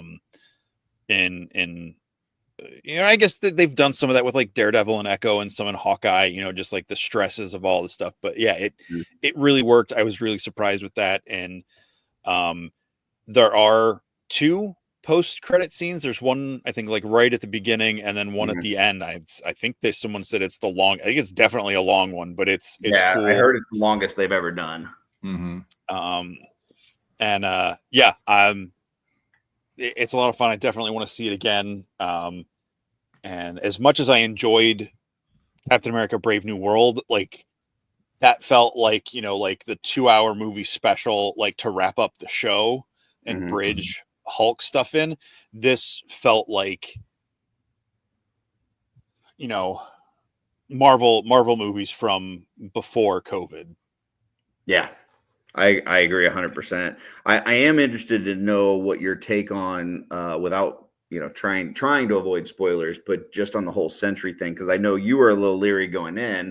You didn't know a ton about Sentry, but you said what you did know about him wasn't something that super interested you. And at the same time, like what we all knew about Sentry is that like he's basically like the Marvel Superman is basically what we hear, right? Like this guy's a badass. How do these characters that punch and shoot, how do they deal with that? And I felt like they handled that in a really good way, because it could have just been just kind of an ass whooping and that's it. Like, or they could have come up with some ridiculous way, but I felt like they handled it in a really good way. I totally agree. I think it's a character, when I learned that was going to be the threat in the movie, I'm like, how is that going to work? And then they addressed it kind of in the trailer with we just punch and shoot, we're the wrong people for this job. And all that. I like this version of Sentry in all regards more than what I have experienced of him in the comics, which I'm going to be fair, is not a lot. But I like it was a much more, I think, developed character than what I experienced with him in the comics. And that's on my input of him from the comics, not the quality of the comics themselves. Yeah. Bob. Yeah. And I think the actor, it's freaking, what's his name's son? Bill Pullman. Yeah, his son. I can't remember his name right off the top of my head though. Lewis Pullman.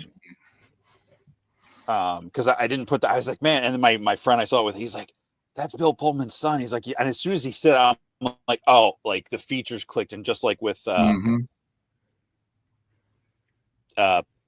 Walker, like I see Kurt Russell in him now, but like the first time I saw him, I didn't put that together. I think they did a really good job of making him look imposing too. Like after, like they introduce him as this guy, like you just see him kind of in a hospital gown, right? And you're like this guy really, like this, and then like I think later on you're like, okay, now I believe it, right? Like I just think they did a good job with that. So yeah, the best way that I could describe it without going into it's one of those things where don't go ahead. No, finish. Go. The whole don't judge a book by the cover. It's the way he played it and the way he held himself that sold the character to me. Yeah, and I mean, like right now we're in the day and age where a lot of people look at what's happening on The Boys, and that's now becoming their shorthand for, I want to see crazy things happen, and I want to see a Superman that's Homelander. And I like that this now, the way they set this up is almost, this is the Marvel Homelander, but it's done in a way where it's actually even spookier than any time Homelander's on the screen if you watch The Boys. And he's one that every time he shows up, there's always that initial feeling of dread going, okay, what's he going to do now to make me go, oh, for the love of God? And in the case of this, it was more, this guy can do so much to ruin so many if he felt like it. And that to me was even more terrifying than worrying about if Homelander's just going to let a plane of people blow up or whatever, you know? Mhm. And because when they show that in the trailer, and you know, not trying to spoil what isn't out there, but when you see it in the trailer, there's just people disappearing into shadows, and you're like, where the hell did they go, and what the hell did he just do? Mhm. And I love how that to me is a lot more sinister in some ways.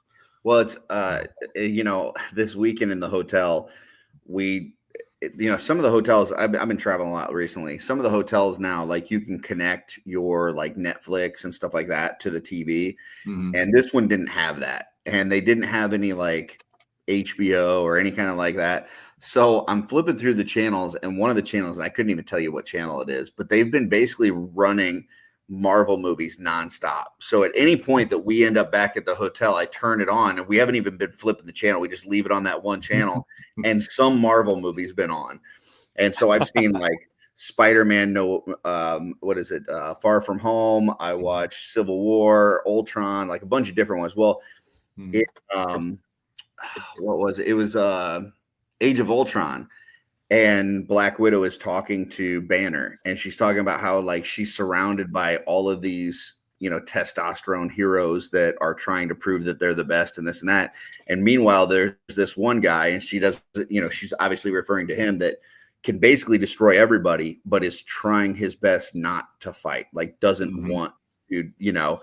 And that, like, that's kind of what this situation is, right? Like, you got this guy that could, if he wanted to, he can basically take out everything, but he doesn't want to be that guy. Like, he does, you know, he's trying desperately to be a decent person, and, you know, but struggling with some other stuff as well. So yeah, it was just done really well. So, and I think at the end of this, because of that post-credit scene, because they put so much into it, it wasn't just like a little funny blip. It wasn't just a little quick teaser, whatever. It was done really well in the post-credit scene, to where it made me go, oh my God, I'm excited for what's coming next. Right? Like, and I haven't had that for many years with Marvel, to where they've tied it in so well together. You're like, man, I can't wait for the next thing. So, yeah, I agree with that. Definitely. Joe, thoughts? Yeah, I concur. Agreed. Real quick, I'll just kind of touch on, because I know you guys haven't seen it yet, but Accountant 2. First off, if you haven't seen the first Accountant, check it out. It's a great movie. If you liked the first one, you're going to love the second one. Darla and I, as much as we love the Thunderbolts, we walked out of Accountant 2 today saying we like that even more. It was so freaking good. And if you are somebody that's neurodivergent, or you know somebody who is, or you have a family member, I tell you what, the performances in this from not only Affleck, but from Barenthal, they do so freaking well. Like, they're such great actors. If the script is good, there's a lot of funny moments in it, but just their ability to pull off that personality and that type of person is, they just killed it. They did an amazing job. So if you want to see a really well acted movie, Accountant 2 is right there. So very cool. I haven't seen 2, but I watched the first one after Curtis recommended it. And then realizing the second one was about to come out. So I was like, oh, I got to go see it or watch it. And I really enjoyed it. I thought it was a really well done movie. So I can't wait for the second one. Without trying to spoil anything, the one thing I will say is that in the first movie, you get to see the main character, you know, the accountant, which is Affleck's character, Christian. You get to see that he's dealing with stuff, that he doesn't see things the way that most people see things. And you do see, you know, spoiler, if you haven't seen the first movie, I guess, but Barenthal ends up, it's his brother. And he seems like in the first movie, I think you just think he's, neurotypical and everything's fine. And he's got this brother that's just, they've never really connected because they're just different and stuff. And I think what you find in the second movie is they're both neurodivergent, but just in different ways. And so they're super different, but they definitely see things in a different way from what I think most people would see things. And so how they just deal with life in general, plus their relationship with each other, man, they just do such a great job. So excellent. Oh, I've heard good things about this Sinners. I do want to check that out. I don't even know what that is. I saw that at the theater, but I don't know what the movie is. It's Ryan Coogler who did, the Black Panther movie, Michael B. Jordan. I think it has something to do with vampires or something in like the 20s or 30s down in the South, I think. Mm-hmm. I don't know. I haven't really watched a lot of trailers for it or any full trailer for it, but I was like, this looks good. And I just keep hearing nothing but good things about it. So, gotcha. Okay. Yeah, I saw that there Vampires. was an IMAX around here that was playing that, and I was like, I don't even know what that is. So I'm gonna, because I wanted to see if they had Thunderbolts in the IMAX, but they didn't. They had that Sinners, and I was like, I don't even know what that movie is. So, but that's cool. Yeah, there's some cool. He worked out some deal. Ryan Coogler is the director, where like it's breaking a lot of records, not just for like sales and stuff, but like something about like the way, like what he worked out as the director and the rights and like what he was able to work, and like he's now able to like do whatever he wants with the studio. And apparently he wants to reboot X-Files. And after watching a couple movies he's directed in his style and tone, I'm like, that could be really interesting. Like as a TV series or as a movie series? I don't know. I don't. Okay. It's just something a friend was telling me about. But it's just really cool that that a movie that's just kind of like an not out there premise, but like it's not as mainstream a thing as like Thunderbolts or The Accountant, like that it's getting such a good response from people, and that it's opening a lot of doors for the director to do more stuff. I just think is really cool. It's cool. Beauty. What do you guys think about that in stock sale coming this next week? Thank you. It's on a Thursday, right? I think it's the 8th, right? Is that right? Thursday the 8th, yes.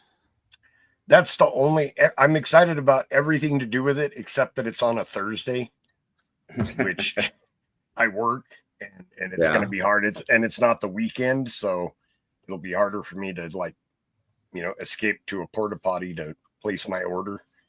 But yeah, is there anything in there that you're particularly excited for, Joe, that you don't already have? Well, I want another ATL 25. I'm a little bummed about the purchase limits on that. Real quick before we go into that, do you have a picture of because I don't even remember. I'll grab it right now. We talk about it. We got okay, cool. Go ahead, Joe. Sorry. Yep.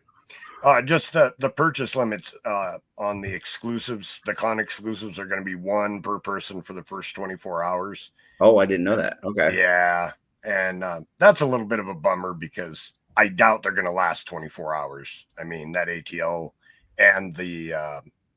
depends on how many they made, right? Right. But I can't imagine that they made enough. What was the skeleton one for Zolocon? I forget the name now. The Headhunter. Headhunter right here at the top. Yeah, so it's a purchase limit of 1 per person on those 2 for the first 24 hours. And I was a little bummed about that just because I was hoping to get a few. But so those 2 are really the only 2 we haven't had a chance to buy in mass before, correct? Correct. Okay. And I'm thinking, the older figures should be at the previous prices, right? They're only marking up like like Necronominous Forward are only the ones that are at the retail price. So there'll probably be some good prices on these figures too. The older ones. I'm surprised that they even have like the Legion Builder Cosmics, because those have been out for a while, like the Science Officer, Right. the Sentry, and the Engineer. Yeah. And as if usual you with can get them at good price at the Horseman prices versus like retail, like those are going to be dirt cheap. and we don't know how many are left. So if you want something, Yeah. don't sleep on it. You know, there could be limited stock. I don't slog at the Horseman price is a freaking fantastic deal. So I don't see anything in the post from the Four Horsemen on their page saying what the price is going to be. no, If someone I'm just commented or if someone speculating. elaborated, but yeah, I'm not just sure. speculating, but I could have sworn I heard Jeremy say that it'll only be Necronominous Forward that the prices line up with the retailers, that the previous stock will keep those prices. But I could be wrong. Gotcha.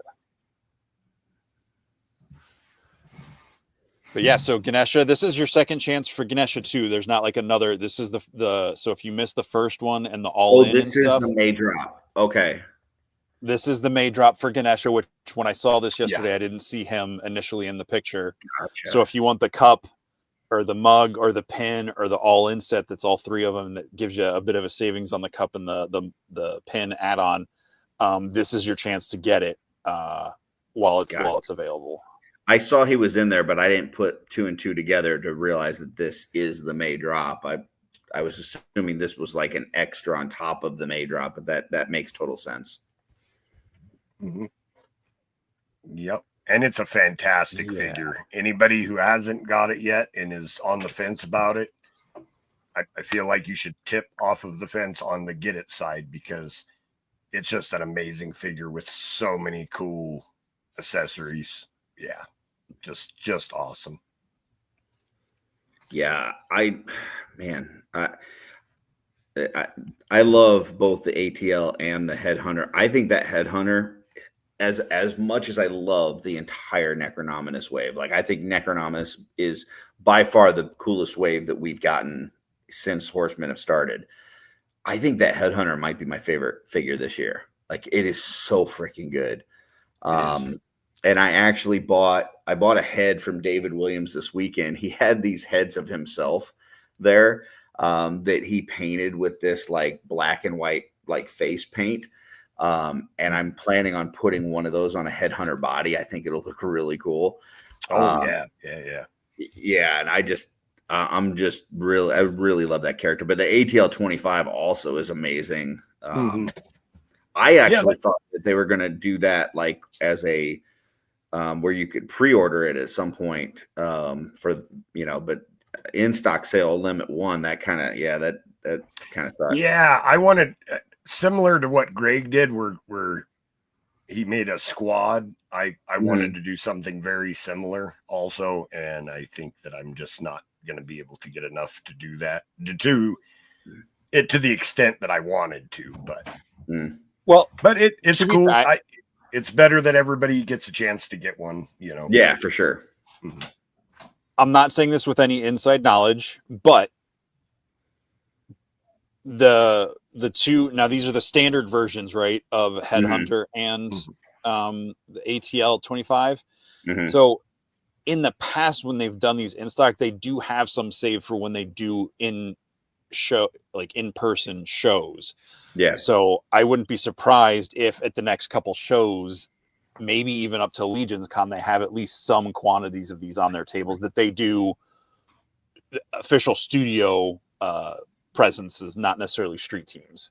I will say that at the show this weekend in on the West Coast, I don't know about Lehigh, but they didn't have any of these there. But that might just be because they haven't done this in stock yet. Yeah, I meant because this happens before the next set of shows. Because Shop the Curiosities next Saturday, so I imagine that would be the first.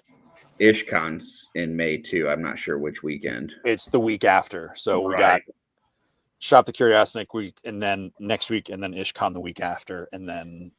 Well, the reason I'm thinking that way was because of the What was the first one for Zolicon? Skeleton Man or whatever? The first Skullman. Skullman. That one was limit one per person, and it sold out really fast. What, like 15, 20 minutes, and they were all gone? The difference with that, though, is, and I've heard Jeremy say this, when they did Skullman, they had no idea how popular it was going to be. Like, because it was like a tribute to this Remco line and stuff, they didn't know how interested people were going to be. So once they saw that sold up quickly, and it was a very I think a lot of people had it in like their top 10 for last year. I wouldn't be surprised if they ramped up production for Headhunter this year. Numbers. Yeah, that would be cool. I hope with the ATL 25 too, because I got enough of the Headhunter, but I need some more ATL 25s. So yeah, I think that the thing that they weren't maybe putting as much weight in that they should is that the people that collect Horseman products love cool figures. So it doesn't really matter what the tribute relates to or whatever. Like, if it's a cool figure, people are going to want to buy it. Yeah. And, that Skullman was a cool one. And I think this Headhunter might even be cooler. Yeah, I had to quit saying that I'm a Mythic Legions completist. I'm just a Horseman completist now, because everything they're coming out with is just on fire, figuratively. And for the folks who not knowing the difference between those two in the standard versions is the Headhunter won't come with that third head with the missing jaw and the smoke of the green, like, spectral effects. And the ATL 25 won't come with, is it the helmeted, like, the cosmic head and the shield and the baton thing. Oh, the baton. That's right. Yeah. So, but that being said, if anybody needs that third head from Headhunter with the smoke effect, I'm not going to be using it. So if somebody needs it, let me know. All right. What's up, Dave Bennett? Welcome. Little more Mythic news. We did get our first Legions Con this year stuff revealed. So we got the pathways, the 2 figures, so 2 different sets that you can make 2 different characters out of. The Crossroads set, you got the Revenant or the Remnant, and what is this? Is it the Warrior? The Soldier? The Warrior and the Revenant already. Yeah, Warrior. Yeah, so the Warrior and the Revenant, and then out of order. Courtroom is out of order. And then the you can't handle the truth. The nymph with one of her alternate heads, and the I keep wanting to call it the wrong thing. The Shirelle. I think these 2 sets are really cool. Tons of awesome stuff. I love this Urxa repaint head. And the Warrior and the Revenant, I think, are just there's a lot of really cool pops and swaps people are going to do with these, and I just think they both look really, really cool sets. I think the thing I love most about these is the fact that the non-exclusive figures afterwards are going to be the same price as the ones that are the exclusive, because I think that's been a thing that, kind of is a little bit of a bite to the folks that buy the exclusives, right? That you're spending, a $50 per on these figures, and then people get them later that didn't go to the con, didn't pay for a hotel, didn't pay for travel, and they're getting it with a few less parts for, cheaper amount.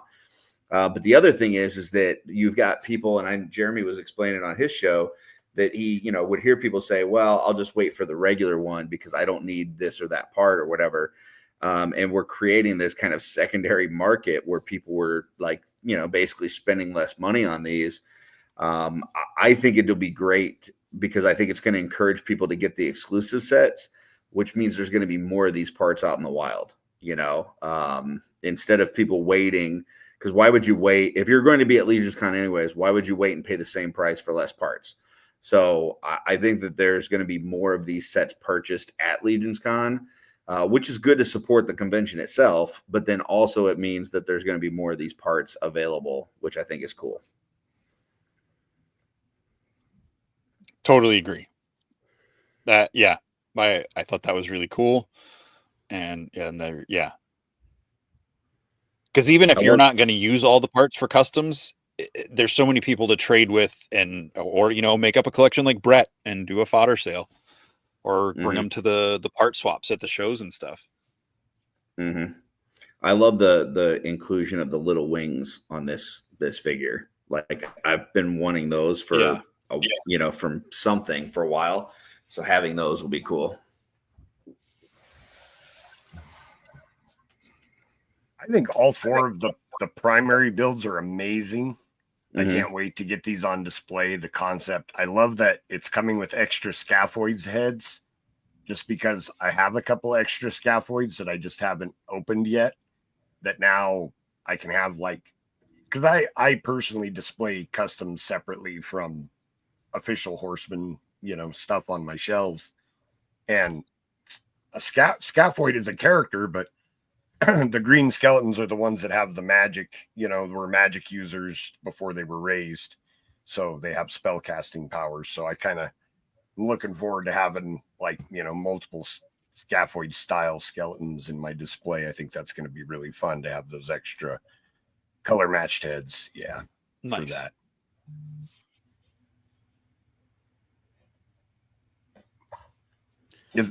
Those are probably going to take a chunk out of my Legions Con budget.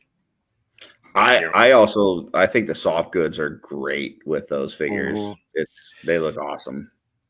All of them look good. Like the nymph build, and the Shirelle build are cool. But then just seeing like the one with the Ziri repaint really looks like a vampire to me, and the Urxa repaint too. So, like, I'd love to have two of those two in the vampire section of my collection. They look ready made for it. They did say that the white on this is going to match Alithia and Thrace. Right. Right. I think they look pretty good as standard, like as the figures themselves. I think that they are a little monotone, which I understand is the point of it. But I think that's going to lead itself to these being amazing for customs. Like, I think that, like you add just, I know Bill had said on here, adding a pop of color with the scaphoid head was genius. I think any of these, like, you throw in a little color on here, customizing, or you throw in like a different color part or something, I think it's going to really pop.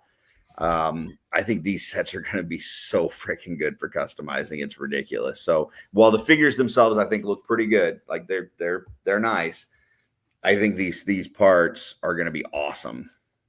The warrior coming with an extra torso is really freaking cool. Especially that Pox's torso, right? Like, the only way you're getting that right now is if you're spending, $70 plus on that figure. Right. So yeah, that's cool. Mm-hmm. Yeah. Beauty. And the story's interesting. I'm wondering where Jeremy's going with that. But what, because I feel like he's got more, like the crossroads is going to mean something, other than that, just that tidbit that he's revealed so far. So I'm curious. Definitely Bone Thugs are showing up at sure. That's confirmed. All right. Good to know. Yeah. Nope. It left like a fart in the wind. Those are the best kind. Depends where the wind's blowing, though. It depends on who's farting and who's downwind.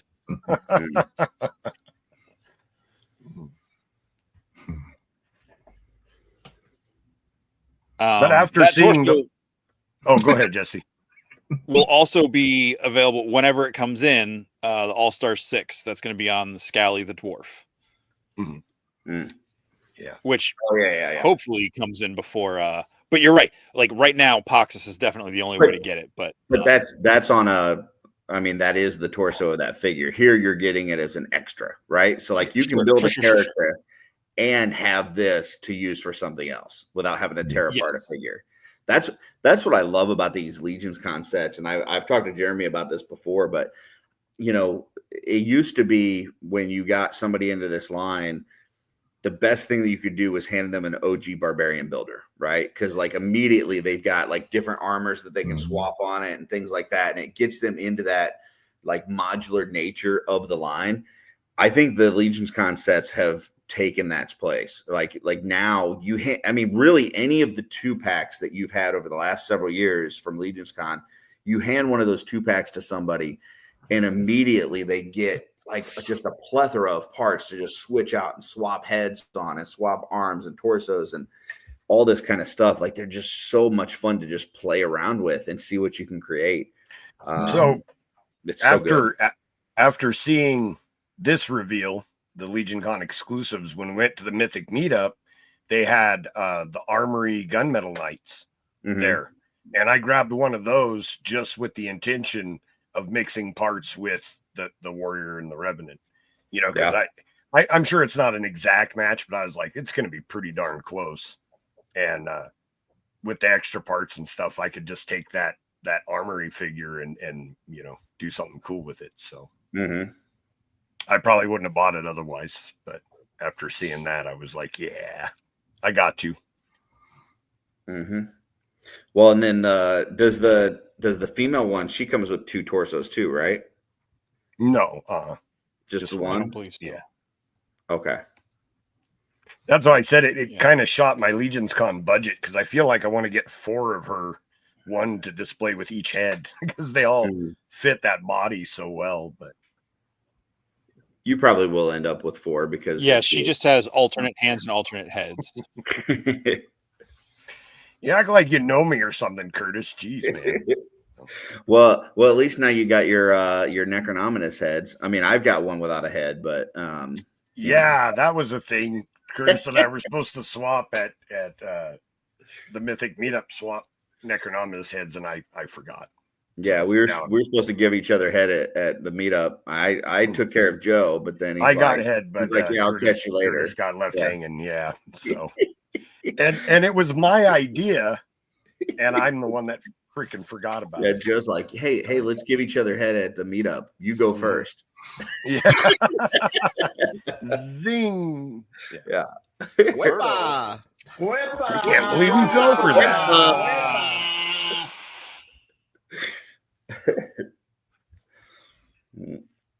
So I owe you, Curtis. I owe you, buddy. Yeah.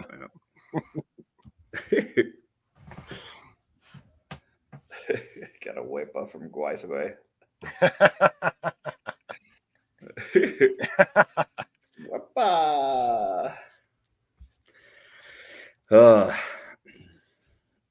I can't wait yet. I see Alberto says the nymph and headhunter will make a perfect couple. I'm actually, because of her story about charming men, I can't wait to see what photographers end up doing with this. I bet we're going to see some amazing, you know, shots of her and other characters, you know, after this. That's a pretty cool story. Also, the mice that came up last night too, right? Jeremy said she was going to come with the mouse, right? I believe so. Yeah. Yeah, and we were looking at the photos. There? Yeah, we were looking at the photos on the clubhouse last night, and there's no mouse in any of the photos. So now I'm sure that they talked about it, didn't they? Jeremy talked about it, like, because it wouldn't fit in the cage, right? That's why they decided to put the skull in there instead. But the mouse isn't in any of the official photos that were posted. I agree with this, Dorklayer. I think, that creature creator set is awesome. So for sure. So I'm not sure what's going on with the mouse. Hopefully we'll find out about that. I was expecting Jesse to chime in, but he's just like looking at his screen. I'm looking at the pictures of the stuff. I don't see the mouse in any of the product, like the loadout shots. I mean, any of the photos or the description. So that's why I'm not sure. I know the mouse is described in her story. In the story, yeah, and it's not Jeremy even talked in about the- it not fitting in the cage, but it's not in any of the photos or the Like description. even the like the environment shots, like the glamour shots Trevor did, I don't see it. So just curious. No dissension. I was just curious. Oh, maybe I'm looking at the wrong place because Kevin says he sees it on the Source Horseman page.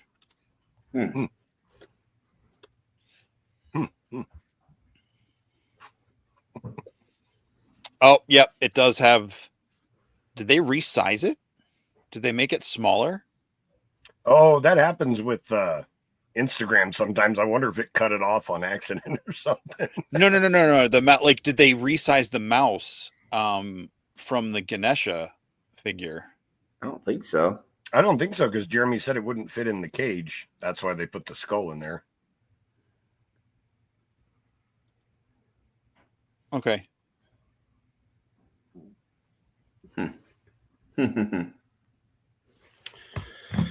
All right. Cool.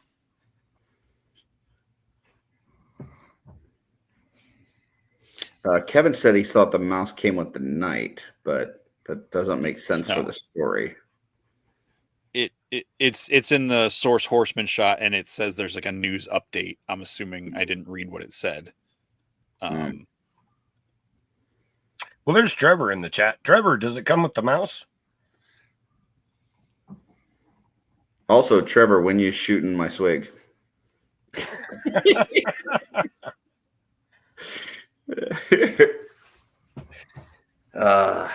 Trevor's been busy. We'll give him a little bit of slack.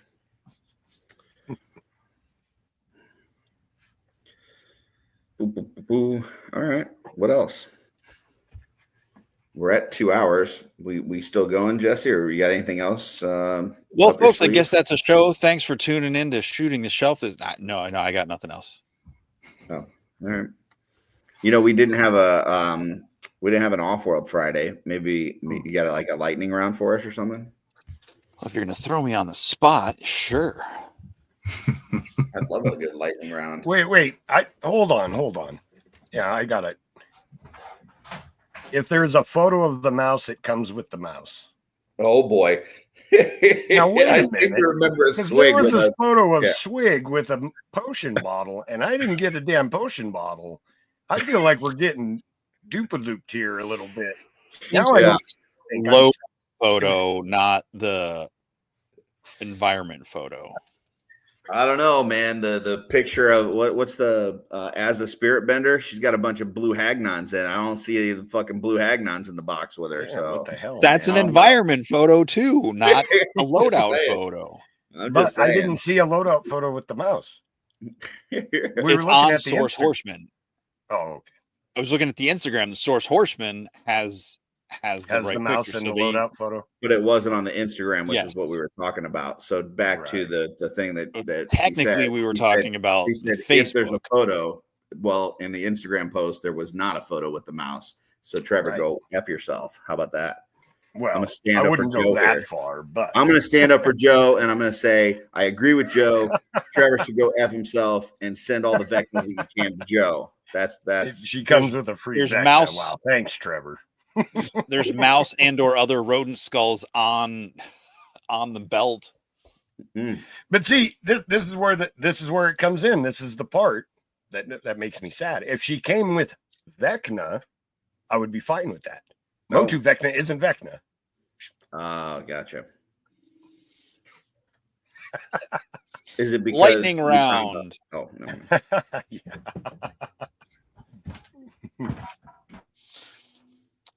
These are going to be great because I went to a website that the first like 6 paragraphs are what's a rapid fire question game. So these are going to be great questions.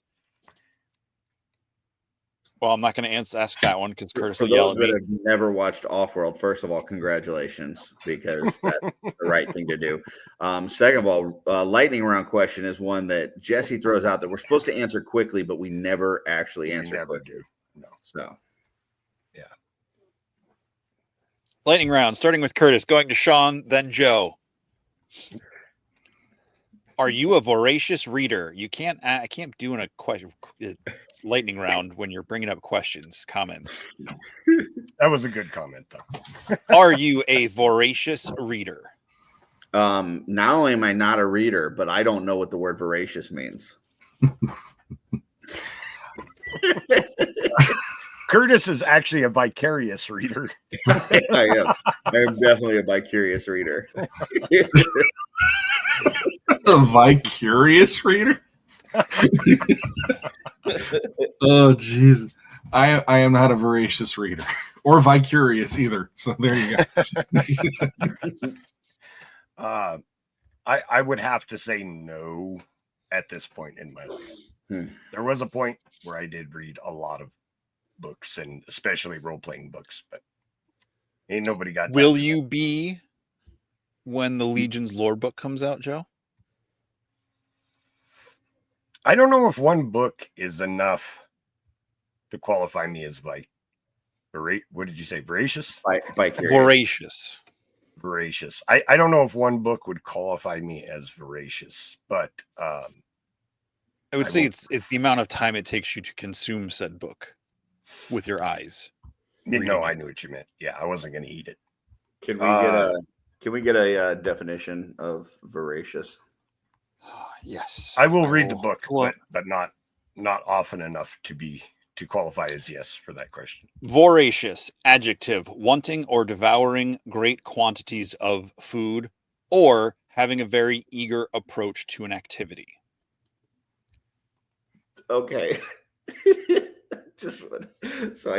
I tried to look it up, and apparently I think I got the wrong thing because did you look up vor?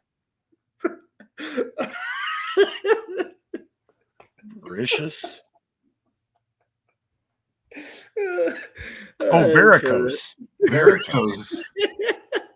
That's how you spell varicose? No, that's voracious. It's the condition of having varicose veins. Yeah. Oh. I didn't know that there was a term for the condition. Does that mean that Curtis is walking around trying to read women's legs all the time, and that's why he can't admit to this answer? It means that I can't read, I can't spell, and no, I am not whatever that question was that Jesse These said. are the hidden messages from the ancients that he gets smacked with a pocket. Jesse, are you a varicose veins reader? It's just like palm reading, but I didn't take palm reading in high school. I don't expect anyone. When I do read, when I have the time, I usually do read fairly quickly, unless the book is boring the crap out of me. But I used to read a lot. I remember I read the book Sphere as a Michael Crichton book they made a movie out of. I read that in one sitting before I went home for I sat down, I started reading it. I didn't get up until I finished it. Okay. This one's not really a question, but it is the next one on the list. You may have heard of bungee jumping. Mm-hmm. Like I said, this is going to be a great site for questions. You may have. It just says you may have heard of bungee jumping, period. Not even a question. Right. We may have. That's a statement. Agreed. Yep. That is one of the statements of all time. I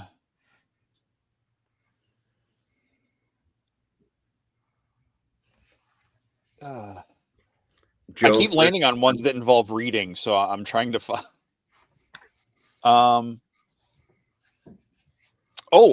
This must have been translated from some other language or by someone who English was not their first language, which is not a judgment, but just the way this is phrased.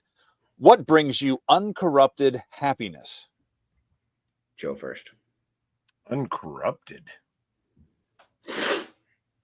You define that however you want. Just what's something that makes you happy out of the bag?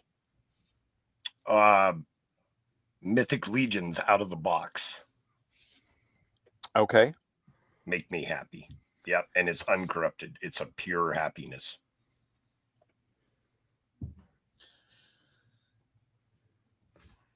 Sean? Not that. That did not make me happy. Running through the Speed Force. What? Let me think. As lame as this is going to sound, getting my bills paid and not having to worry about anything for another month. That's for me. Like, then I have whatever I need for the rest of the month, and I'm happy after that. So That's good happiness. Answer. Yeah. I'm just saying, like, if I was a kid, it would have been the newest He-Man figure. But now it's like, yeah, I want to just get my bills paid and be done with shit. I feel like you just made fun of me, Sean, but all right. No, I was making fun of me.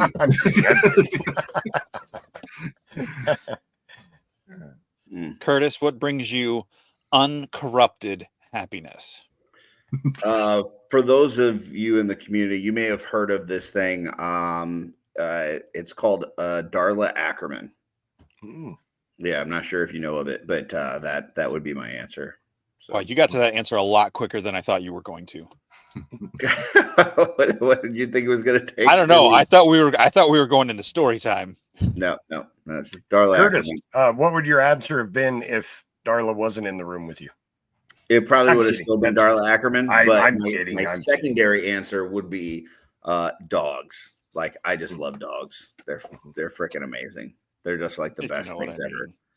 Like, and just, you know, I know this, I don't want to turn this into a whole cat versus dog debate, but I will. Because when you come home, like, you're like, a dog is just so it doesn't matter if you were gone for 5 minutes or 5 days. A dog is so happy to see you for like no reason whatsoever. Like, yeah. I'm sure you left them food. You had somebody to take care of them. Like, they didn't need you there, but they're just so happy to see you. A cat is like, oh, so you're back, huh? You know, I'm gonna go knock some shit off of the table. So. In defense of my cat waits outside for me to get home from work and comes over and immediately starts harassing me as soon as I get out of my vehicle. But my dog does also. So it's like, I don't know, just animals are pretty cool. They make me happy. Because you know who's never waiting outside for me, excited to see me when I get home from work? My kids. The kids, yeah. Yeah, you know, never. Yeah. So. But you know what's funny, and we'll get to Jesse's answer in a second, but I'm still talking. My kids, when they were younger, all they could talk about was how cool people were that were on YouTube. Like, people on YouTube are the absolute coolest, man. And if they could one day just know somebody that's on YouTube, that would be the best. And now their dad is on YouTube all the fucking time, and they could care less. They could care less, man. So, agreed. Sorry, Jesse. Uncorrupted happiness. Go. Fresh hot pizza. It's a good one. So, Rogue. Can we go back around another rotation? What brings you corrupted happiness? Ooh, that's why I was giggling, because I was going to say, honestly, it would have been when I corrupt myself. right. What is corrupted happiness? What is happiness that you should be enjoying yourself, but there's something that just kind of ruins it just a little bit? You're still happy, but you feel like maybe not as happy as you would have been. For those watching at home, I would say this is just a different way of saying a guilty pleasure. Okay. It depends on your perspective, but that works as well. Yeah. If that's like your you go to jail for corrupted happiness. Yeah. Right. But go ahead, Joe. You go ahead and start us off. Okay. I didn't mean something that you'd go to jail for. Like, I'm not, my corrupted happiness is cocaine, you know, like, not like that. Whoa. You know, well, because you said something that you would go to jail for. You know, I was thinking like jaywalking or spitting on a curb. Spitting on a curb makes you happy. Yeah.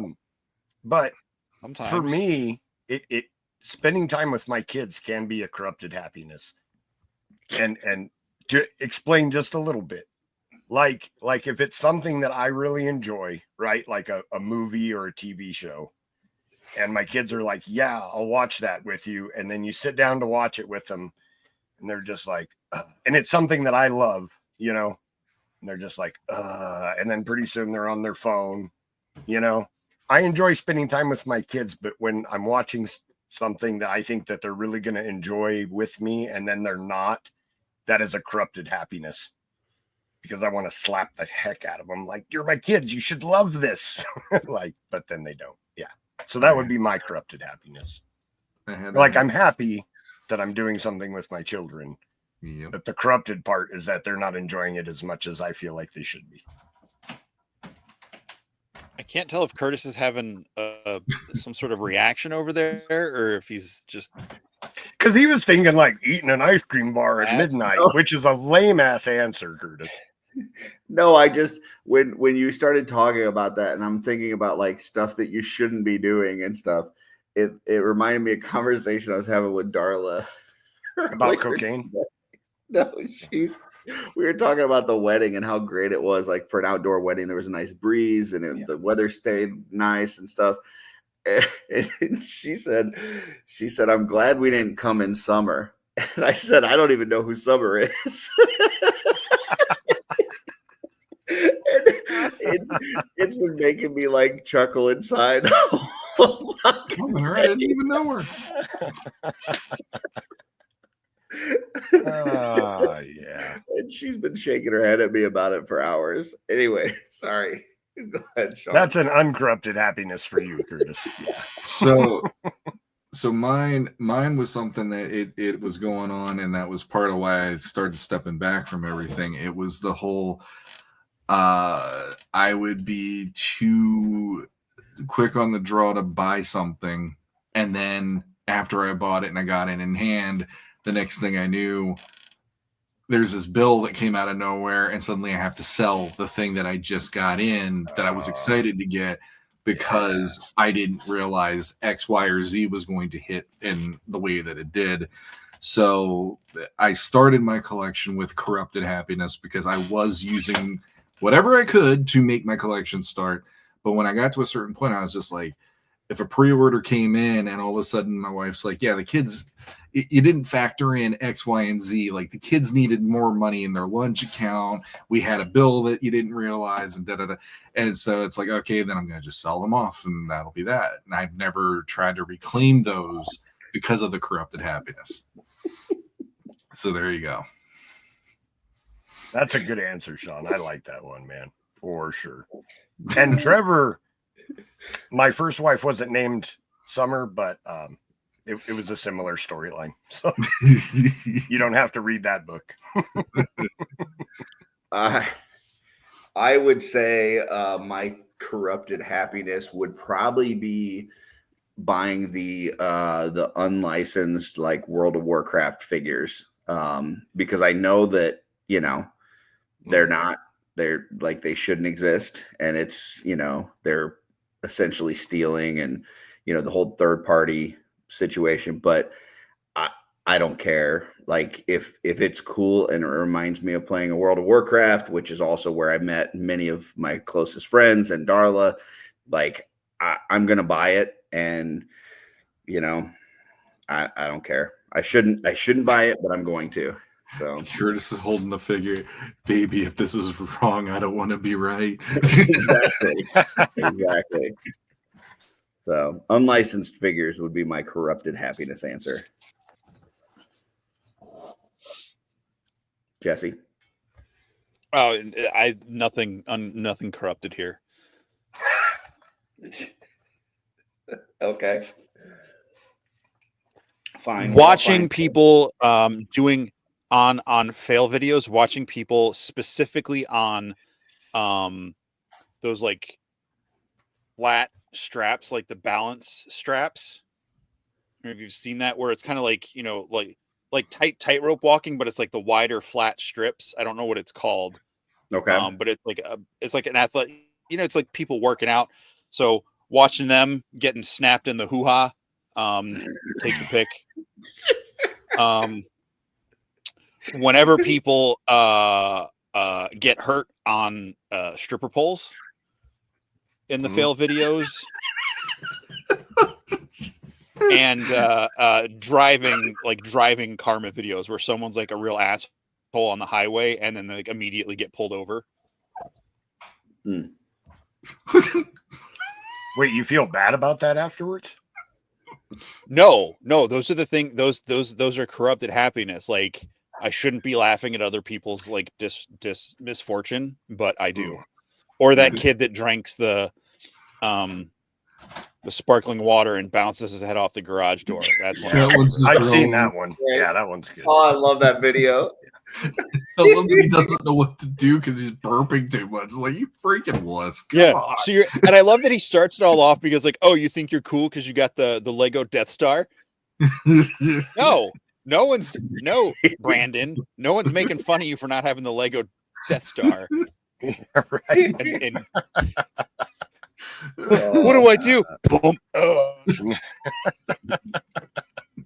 Like for a second, he actually thought he was going to explode. But one of my guilty pleasures is when people are talking and they talk and then also they burp while they talk in those videos because it just makes it sound like a demon's trying to pull their way out of their asshole and come out and talk to people. It's because they want to say that Sprite isn't that great of a drink. Why are you doing this to me? All right.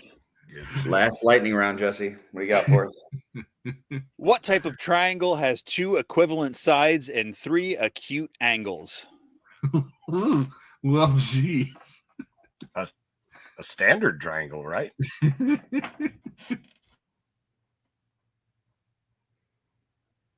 Yeah. I'm going to go with a Dorito. Oh, yeah. Love Dorito.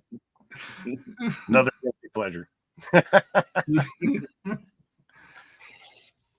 It's not standard. It's not Dorito. Sean, any stabs in the dark, or do you want to know?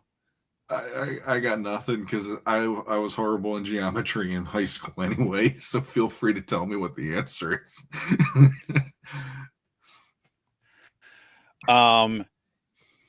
Sig, I can't. My eyes are going blurry, so I can't tell if it's spelled the same. But it is isosceles, or if you're feeling a little spicy, isosceles. Because Greek mythology. I don't isosceles a C in there. So Yeah, I'm pretty sure it's Doritos. ISOSCELES. If I was reading that, that'd be Doritos. So, But you will never read that, so it's never going to be Doritos. in fact, all the words that I'm seeing over on the chat right now just say Doritos, Doritos, Doritos. Dorito. Yeah. Is this turning into a Doritos commercial? Doritos. Dude, so I saw this video, which I guess I've heard is like bullshit later on, whatever, where they took a Dorito and they put it under a microscope and you saw like all these like little bugs and stuff crawling on it and stuff. And they're like, this is like a Dorito under a microscope. And I swore off Doritos and it lasted like 12 hours. This is like, those little bugs are freaking delicious. I was like, you know what? I really don't even care. I don't care what in a Dorito. Like, they're so good. Like, they're the most delicious bugs ever. I'm still eating them. Yeah, I agree with that. Yeah. No bug in your diet never hurt nobody. Exactly. Let's adding some protein in your Doritos.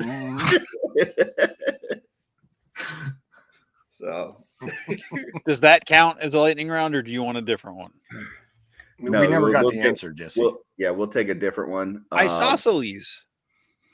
But also, in case any of my I thought that had something to do with Star Wars Day. No. in case any of my bosses from work at Coca-Cola are watching, I do not like Doritos or anything Frito-Lay. There you go. Wink. So Did you just say wink? it was in the script. I don't know. Okay, here we go. This will be easy. First celebrity crush. Joe G. I'm not a No, celebrity. your answer, not my answer is you. Oh, You go, I felt you good go for a first, second. idiot. Damn. Rick and Curtis, man. I was flying high for a second there.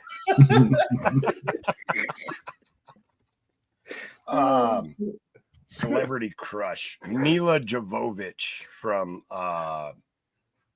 what was that movie that she was in the 90s? Resident Evil. Fifth Element. No, the weed one before that. No idea. Dazed and Confused. Dazed and Confused. Yeah. She's in Dazed and Confused.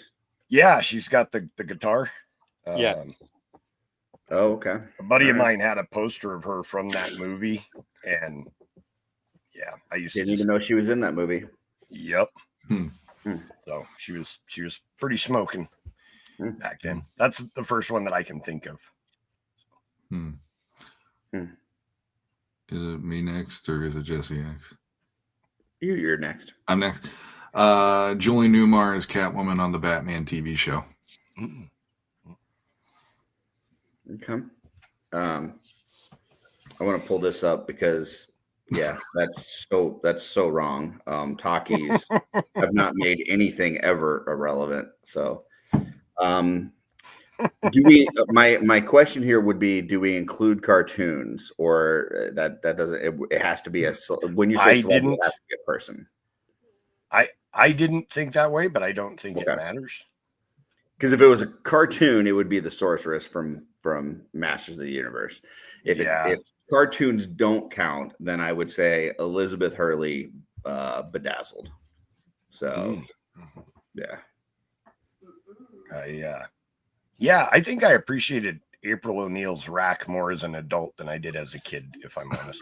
So. Darla reminded me Jennifer Connelly career opportunities. That probably was. I was gonna say Bedeviled or whatever it is with whatever it is. Yeah, her, that's like early 2000s. So like you didn't have Jennifer a celebrity Connelly crush. is a good one. I'm gonna say it's gonna. Curtis was a late bloomer. I'm sticking with Sorceress from Masters, anyways, because Sorceress made me feel a certain way. Feel kind of funny.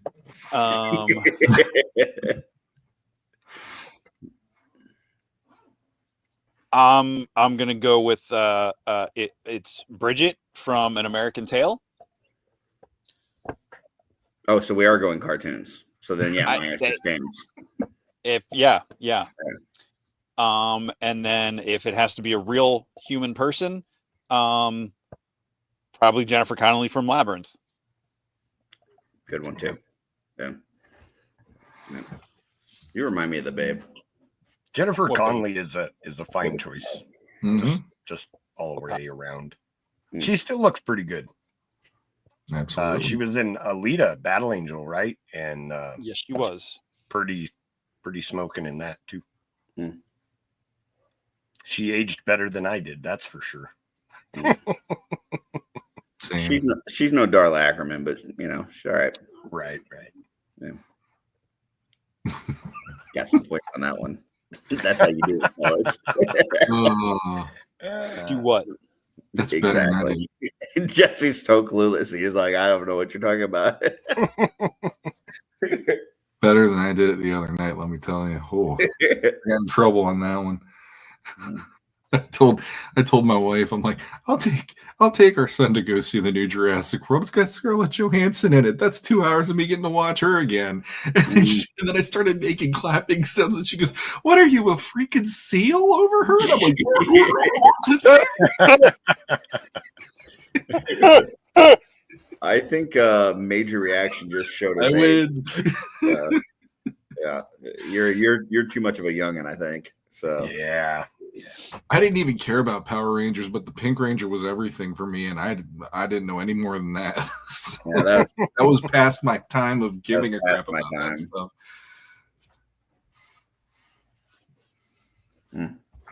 All right. Okay. All right. That was shooting the Offworld. That was literally shooting the shit on Shooting the Shelve. Or Doritos Isosceles. Kick tires. I don't know like if I'm allowed to read this out loud on YouTube. I don't know what that is. Petula Clark? No idea. Gazoon type. I want to say she was in the 60s, I think. I think so. I could be wrong. Wow. That's Winnie Cooper. That's kind of sad. That makes me sad. Cue the Monty Python Holy Grail. You make me sad. Would you stand up and isosceles me? Why does that make you sad? She was not anything to crush over. Like that's just That woman has aged like a fine wine. If you look at her, though, I don't know that I've even seen her anything. What has she been in recently? I don't know what she's been in, but I've seen photos of her randomly online and stuff, and it's like that woman. She's like the next Jennifer Connelly. She's barely aged. I bet that's some people's answer for sure. Yeah. Christina Applegate in general was the one that it was hard for me to not deny that I felt funny things when she'd be on the screen. So yeah. So I always thought Peggy was better looking, but I don't know. Peggy Carter is another one. Peggy Carter. You're a little old for that, Jesse. Huh? He just first. He means now. Yeah. Yeah. I mean, if we're just going to start naming random celebrity crushes, we're not. Well, they're naming like older, like people are putting stuff in the chat. So yeah. Well, okay. I'm sorry. Suddenly Curtis can read the chat. It's the Doritos. Doritos. 3 Doritos equals Kelly Bundy. 4 Doritos equals. Very sure Empire Strikes Back. Wait. Empire Strikes Back. Yeah, that Return of the Jedi seems to be a little more popular. Yeah, what was she like? I can't even think the Snow Bunny outfit. Yeah, like she was covered head to toe. It's all about her character in that movie, and it's not about skimpy clothes. That's when they first kissed. That's when were you ever a teenager? The stuff on them. Yeah. Okay. I'm just saying, Leia never did anything for me except in Empire, and it was because she was a great character, like in that way. Like I don't think she never did anything for me in anything, including Return of the Jedi. Like that whole Return of the Jedi thing. Like I don't know. I always thought she was kind of gross, but maybe that's because she was making out with her brother. I don't know. I don't know. Maybe I'm misunderstanding things, but I've never been aroused by a woman giving a rousing speech. It just is not something that I'm like, man, yeah. Well, I mean, Jesse really liked a Falcon and the Winter Soldier at the end too. So no, just saying. I didn't get aroused by that speech. We'll reserve our judgment. I'm sorry, I didn't mean to turn this into OffWorld. I apologize. Wait, I brought you guys on. That was Dorkler says Molly Ringwald in that random sci-fi wasteland movie. I have no idea what this is. No. Oh, that's the one with what's it? Peter Strauss, I think. I don't know what the name of it is either, but I've seen her in a couple of images from that. Adventures in the Forbidden Zone, Space Hunter Adventures in I think it's Space Hunter, yeah. Never heard of it. I don't know why. I got this image of Joe, and like one of his girlfriends decides to do the Princess Leia and the gold bikini deal. And the minute she walks in, he starts screaming, "No speeches!" And he runs out of the room. No, that's now I'm gonna be like, yeah, but what's your platform?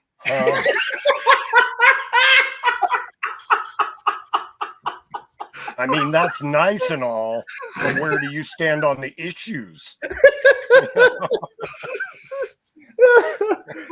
Probably on top of them in her very ergonomic shoes. I'm sorry, I misunderstood the question.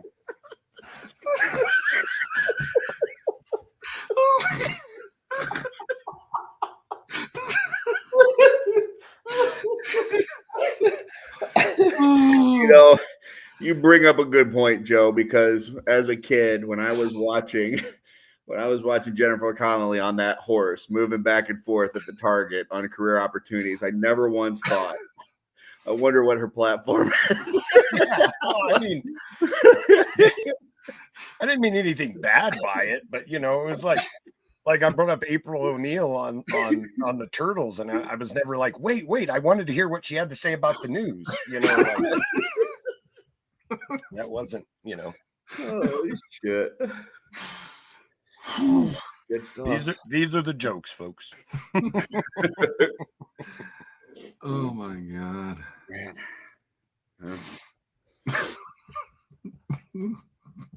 I mean, the only April is the original. You TMNT. know her name, Kevin. If you know to make that reference, you know her name. I have no idea who it is. I mean, I know what scene he's talking about, but I don't know her name. It's this name. Oh, okay. Is that the actress's name or that's the character's name? Yes, that's the actress's name. Was it a yes or no? I All answered right. you before you finished the question. Oh, okay. I must be really lagging. Post points. Sorry. Oh my god. There's like a whole joke about that in isn't it in Stranger Things where they talk about how the one tape is like paused, like it gets returned at that exact moment to the video store. Oh my god. All right. Well, any other first crutches that you folks have out there? Throw them in the chat so we can get another good laugh. We can ask Joe what he thinks their platform. Yes, you look good, but what about the issues? Yeah. I'm not aroused by women that don't have any depth. Oh my god. I don't think you're allowed to ask women about how their depth is. Your depth of character specifically. It maybe more sense. See, this is why when I said I needed to step away from OffWorld, when I said put Joe on, I knew what I was doing. You knew that, right? See, this proves it right now. It's hit or miss, but yeah, I appreciate it. Fires, like fires. Oh, sheesh. All right. I think that's a show. I don't think there's a way that we can top that. So. Oh crap, we're still recording? Broadcasting?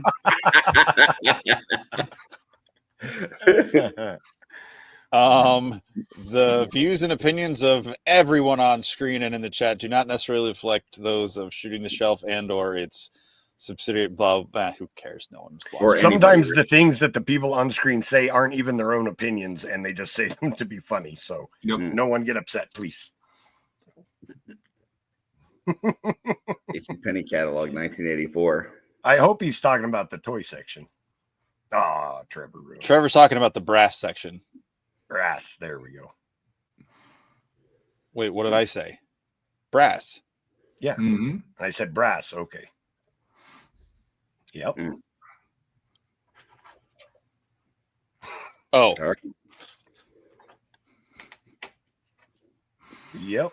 Jesse put on the glasses. It's getting serious, brother. Mm-hmm. National Geographic's. Whoa, that's like educational material. That's not. In the right hands, anything's educational material. Listen. I don't want to know what's in the hands. So when I was a kid, I would go to Ohio for the summer and visit my grandparents. And when I would stay with my grandma, like she had the whole like 5 channels on the TV. Like that's it. They had the 5 channels. And there was not a whole lot for a young teenage boy to really look at, but she did get like the little magazine, the whatever, like National Enquirer stuff that you would get at the store. Mm-hmm. And every now and then you get like a Raquel Welch or something like that. You're like, I don't know who this lady is, but yeah, it's doing it for me. So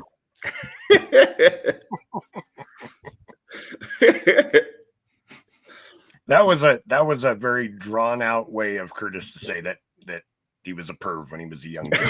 I'm just saying, like, if you got 5 channels on the TV, oh, I know what were they old copies of these magazines or newspapers? Because like, why was Raquel Welch in like the 80s? I don't know, but I'd be like, okay. Time to take care of some business. I'm going to tell her where I stand on the issue. Raquel's gonna star in some dreams tonight. 12-year-old Curtis is gonna learn something. Welch's. but Italian no, for jelly. yeah, no National Geographic. That's yeah. Didn't have any. Of those I think context is important too. You know, it was like just people like bumming around a village doing like daily labor, not really like sexy. You know, I don't know. I mean, you make do for entertainment when you don't have many Are options. you saying that people who work blue collar jobs aren't sexy, Joe? Being a blue collar worker, I'd say that I have yet to be attracted to any of my coworkers while at work. I won't expand past the work times, but while we are at work, I find none of them. Trevor, I'm not saying that I did anything at my grandma's house. I'm just saying it made for entertainment, you know? Like she had, okay, so she still had an 8-track player. I don't know if you guys, but she had one 8-track tape, which was the Dukes of Hazzard. It was like a bunch of, it wasn't just like the theme song. Like it was like songs around the show, including like Roscoe singing to his dog and like stuff like that. And I would listen to that 8-track over and over and over again. Like that's when you're in Ohio in the summer with 5 channels on the TV, you find things to entertain yourself. So grandma's house, 5 channels on the TV, Raquel Welch in the National Enquirer, raw potatoes, yes, and a Dukes of Hazzard best of 8-track. Yeah. And every now and then I feel like Frankenberry cereal. So I feel like Ben Affleck in the first Accountant movie where he's finally putting that last piece of the puzzle together. And rhubarb stew with fresh rhubarb that we picked from the garden. So yeah. Right now, Darla's off screen going, Yahtzee! Now I know why he asked for me to do all those things. Yeah. Yeah. And let me tell you, folks, if you're ever like bound up and you can't, like you haven't gone to the bathroom in a few days, little rhubarb stew will fix you right up. So yeah, I'll just tell you that. Pineapple is the safe word if you're ever bound up. Rhubarb stew makes me just think rotor, just from the way the word works. It'll clean you right out. So, yeah. Good to know. Thanks for the info, Curtis. Yeah. So rhubarb is a vegetable, though often treated like a fruit due to its use in pies and desserts. I've never had it. Nothing about that to me looks like a fruit. It looks like someone. It looks like someone stabbed someone with onions, like onion stalks. It's very bitter, and to where anything that you do with it, you got to add like a crap ton of sugar to offset the bitterness. So they make pies out of it. They make stew. They make different things, but I'm not sure. I'm not sure why you would use it because on its own, it's just nasty. But when you mix it with a whole bunch of sugar, you know. Curtis I'm pretty sure you put a bunch of sugar with almost anything, and it makes it better. Yeah, exactly. Like medicine, cocaine. Mm-hmm. I could sing you guys Raquel Welch. I could sing you the Roscoe song if you want to. If you want, please don't. I've listened to it so much in that little span of time in my lifetime. I listened to it so much that I've got the song memorized. So. But can you imitate the car's horn? No, I can't do that. God dang it. I can't do that. I can tell you that his dog's name is Flash. I can tell you that. Because that's the song's about. The song's about how his dog's name is Flash, but he isn't fast. He just lays around. So I know a few people like that. Yeah.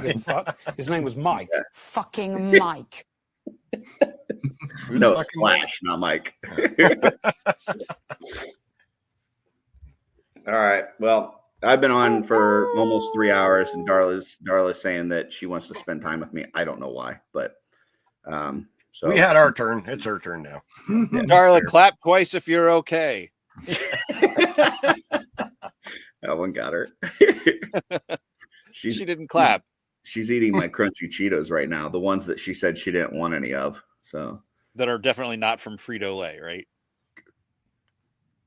Wink. Yeah. That's why she's eating them, because I won't touch the stuff. Well, it's just the store brand. It's just the store brand. Mm. Yeah, Darla, what's your platform? National Enquirer, rhubarb stew. I'm gonna have to find out tonight. You know, I knew she was good looking and sweet, but I didn't know what her platform was, so I'm gonna have to find out. If I'm not married by this time next week, you know that I didn't agree with her platform. I feel like this far in, you should already know, but you know, what do I know? I'm the single guy. Dude. All right. Until next time. We don't know. Do we have a show next week? Do we even know what's going on? We do. I mean, we do. We think? Okay. Yeah. There will be a show. Guest TBD. TBC? I don't even know anybody with those initials. NBC. 1, 2, 3. TCBY, the yogurt place. Yeah. What's on your shelf?